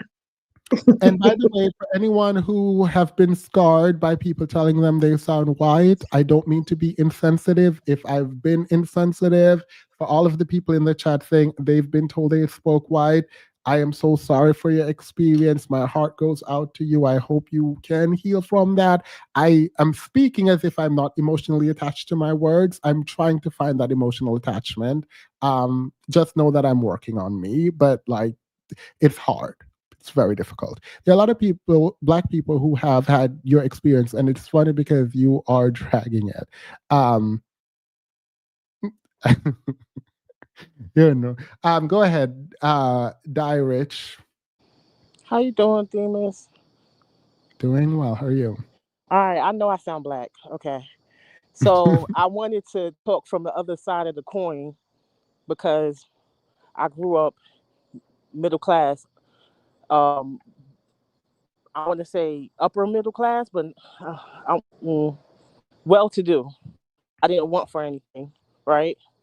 So when y'all hear my voice, I know I grew up in New York, but when y'all hear my voice, I know that I sound ghetto. I'm aware of that. You do not sound ghetto. You do I not feel sound like I ghetto. do because when I'm in jobs and I can code switch over the computer. I can't do it as much as when I'm talking, there's several factors why I don't think I can do it. But I always get hired, and it's like I'm the relatable girl. So like I'm the relatable girl that they use to deal with the black people, to soothe the black people. I'm not a token, but it's just like a buffer to to pull people aside and say, tell them in simpler terms. So I want to speak just on the fact that I do find myself ghetto. I grew up in middle class. My mother makes almost she makes six figures, right? And this is not I'm talking to my mother's accomplishment just to let you know how I lived. But she has two houses now. She has one in New York she's currently selling. We are in the DMV, and we are in a popular, well-to-do black neighborhood. If anybody knows, they would guess it off the rip. But all is to say that you can be middle class and have them experiences, and I had them type of experiences, but no one has ever mistaken me for being white. And I'm not trying to take away from anybody that feels that way, but I think there are several other things that come off. Like, I know that when I went to school, right, and when I was that young, we didn't judge you off of anything else but what you had on at that age. So unless she was pulling up to school in a Mercedes and they seen that, unless she was wearing all the latest Jordans, because that's what we knew, I'm confused why a child would think that she was better off than them. So that's what I wanted to ask her. What kind of things were she, like, that she think that she displayed that made them think that they had money besides getting on the bus stop? Because if you was doing so well, and this is no shade, if you was doing so well, why weren't you going to the schools in your neighborhood? And they can say it's exposure to blackness and stuff like that, but there's always well-to-do black Yeah, neighborhoods. I do think that kids can see you coming from like a big neighborhood and be jealous and hate you, right? Like that is true. That is a true statement. Um, but it could also be the case that you sound different and they also don't like you. You know what I mean? And so I think my only issue is the automatic they hated me because I was rich. That's not what she said, and I don't want to like minimize it, but essentially they rejected me because I sound white. The reason they said I sound white is because I'm from a higher socioeconomic status, right? That could be true. Like that's definitely it could be a truth, or it could just be they didn't like how you sound and didn't like you and rejected you. Both do occur. Both could be true. But that's what I'm saying. Like, I went to, I don't know if you're familiar. I went to school in Queens with a whole bunch of Asian people, right? And they thought I was ghetto, and they thought I was this, that, and the third. But I was in a better situation than most of them. They had to work after school, and and I don't like. I don't like this. Here's why. Okay. No. I'm responding to something you say.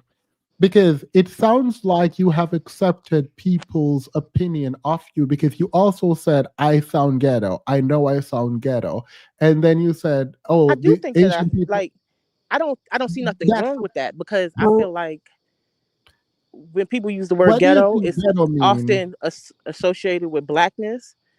And I do take pride in that I use simpler words, and I don't cut, and we don't have to do no game, and I'm not But saying like using big words is no, games, but no, that is not ghetto. That is direct. What do you think ghetto means? Ghetto. I think it means direct. I think it's comes as a simpler form of being black and how they. Okay, so I think there's a way of saying ghetto where it's trying to be mean or derogatory, but then I think there's a strength for ghetto where it's resilient and adapting and um you know I think, like I said, I use the word differently than most people may.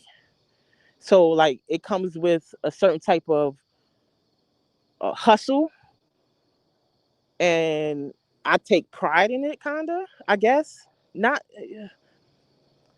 I think, but like I said, there's something else going on with that. But I don't I don't see when people say ghetto, I hear something different. But if you took pride in it, why would you apologize? Almost have an apologetic tone Oh, when you because came up. I think If you I, said, I, "I know I sound ghetto," yeah, and that's not indicative of like pride. pride. So Yeah, it feels like you're apologetic and like you're pre-announcing um a judgment that you thought is going to come. there may be some truth in that. I just think that your audience, like, I come to listen because I do like the way y'all engage, and I do You want to sound be normal, able. by the way. There is nothing. There's zero things that sounds ghetto. The way that I think about ghetto, there's nothing. There's Like, nothing ghetto about the way you're talking at all.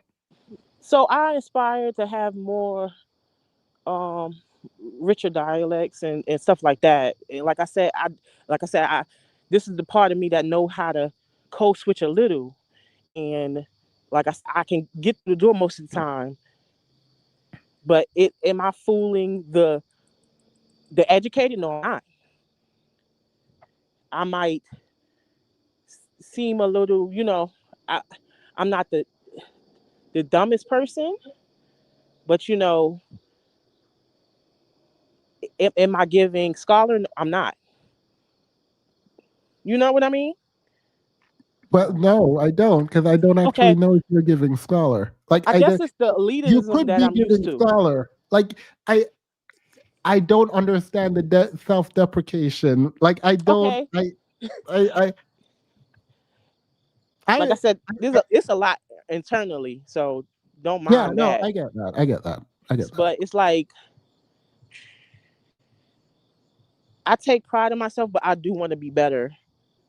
You Yeah. understand? So there's a time and place for versions of yourself, and that is what I come here and listen to y'all and get different ideas and just listen to, because like I said, although y'all don't agree all the time, and like most of the time y'all do, but just the conversation that y'all having, it's not turning into a Mm. rage bait situation. Y'all can respectfully, it's not coming off as like insulting and demeaning. Y'all can disagree and still be respectful and see each other another day and keep it peacefully. And that's why I come here, to learn them things. And that's Yeah. why I say there's another side of me that I am not proud of, that the negative parts of the ghetto that people use, it does come out of me. But I don't want to hold all your time. I just wanted to show that, like, Yeah. although you could be in a good situation. I went to private school, and I went to school with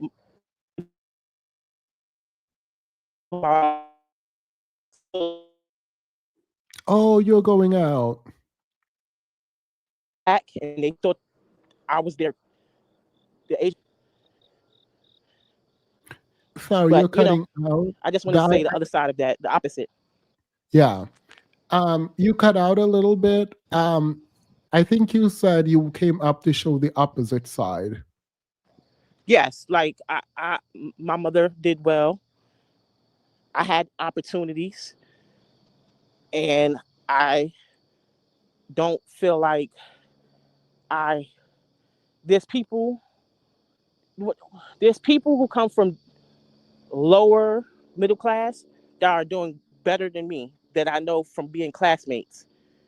I like in all reality, I should be at a higher place. Just me realizing within myself, having opportunities that other kids didn't.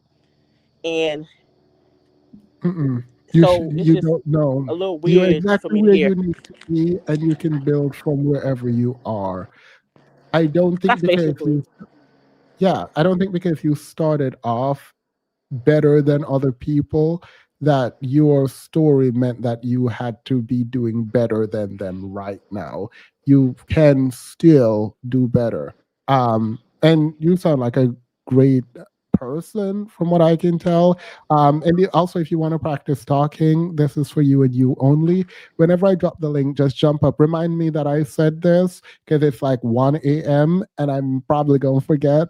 But just remind me, I said you can come up because you can practice talk. Just always talk on the topic. And you can always come up to practice, but you're perfectly fine. Like wherever you are in life, just build from there. And please do not compare yourself to people and think about where you should be. Just think about where you want to go and figure out how to get there.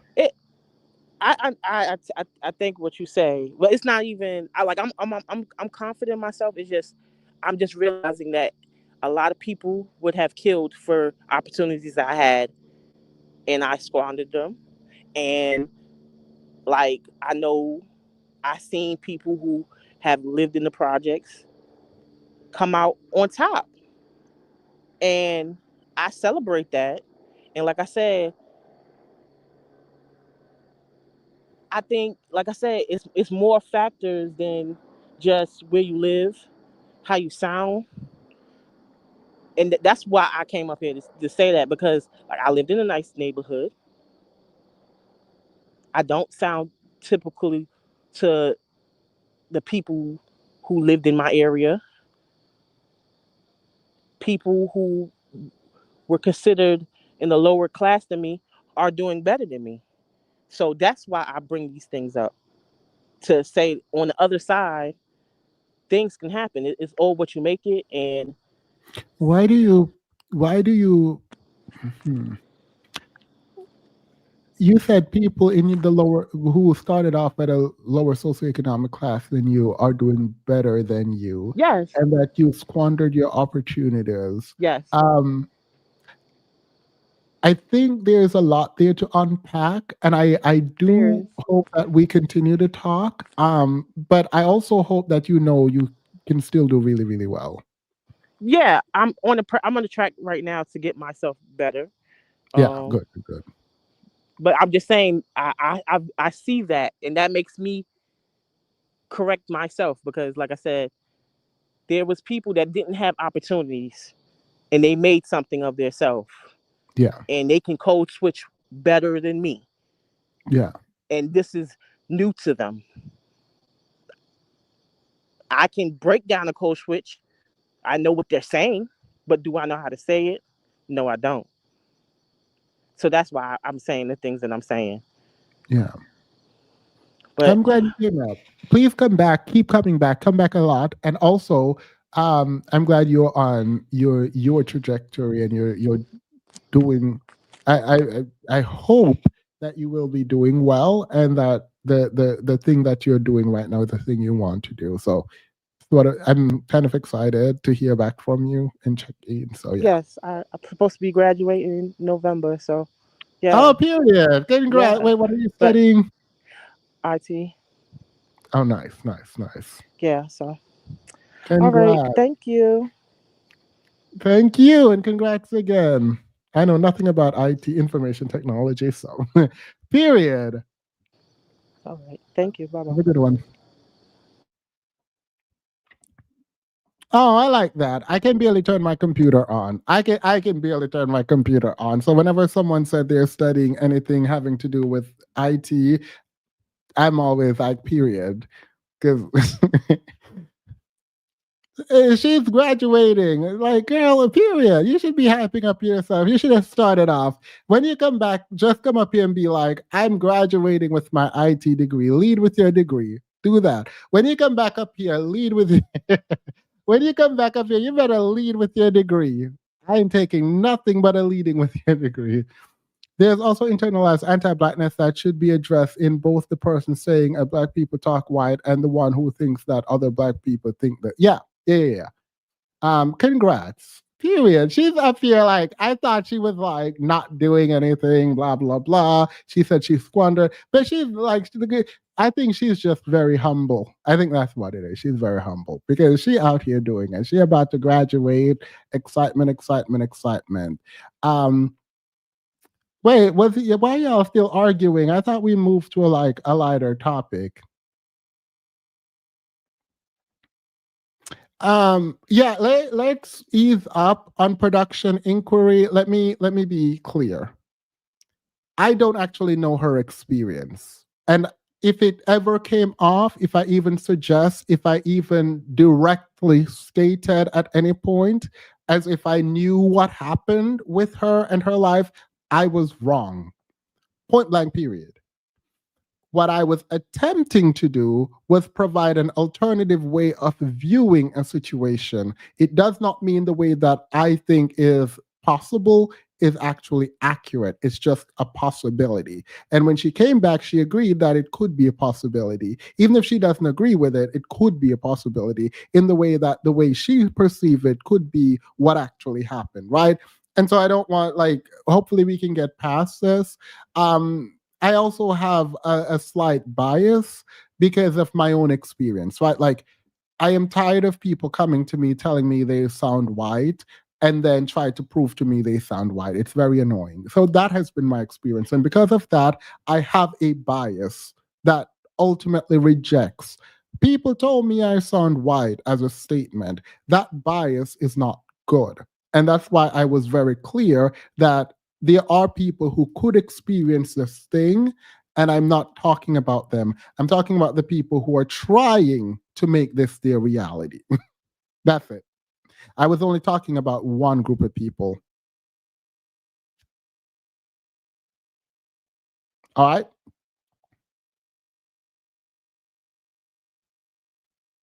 Cool. Thank you all so much. So much. It sounds like this happens to you all. It does. It does. But I particularly have one person in mind from New York. It's this girl from Jamaica. And every time she's always making a scene, and I just cannot. She is from Jamaica. She has a Jamaican accent normally. Like, we will be sitting down and she will forget to be performing. Whenever she forgets to be performing, she speaks normally, like me. Like, she just speaks normally. But when she's performing, like whenever we go out to a restaurant, she'll walk in. Hi, oh my God, yes, I would love that set over there. Oh my God. And it's like, why are you doing why are you doing this? Like, why are you doing this? Why? Because, like, no. So that it's very annoying. And she can switch. Like, I can't do it, but she does it so well. It's very annoying.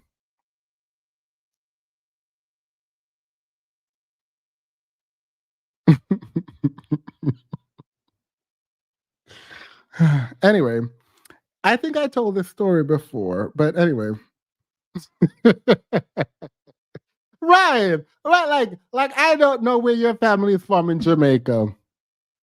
Like, I don't know where your family is from in Jamaica.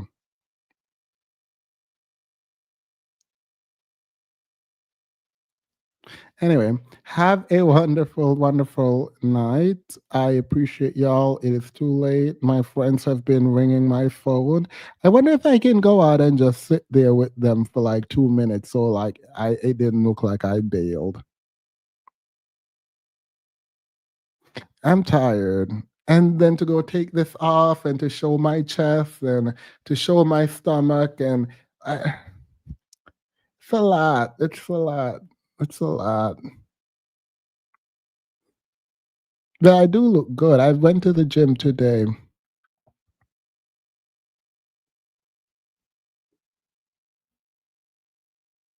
By the time I get there, it would be like 2 o'clock. And then I would only have an hour. Yeah, I'm gonna watch Dragon Ball. I'm gonna go watch Dragon Ball. Ain't nobody got time to be out in these streets. I would love to show off my chest. I would. I would love to go show off my chest, but girl, ain't nobody got time. Um, for anyone in the if you're in the Discord, let me know. And you want to talk, drop a one in the Discord, and we can talk. But yeah.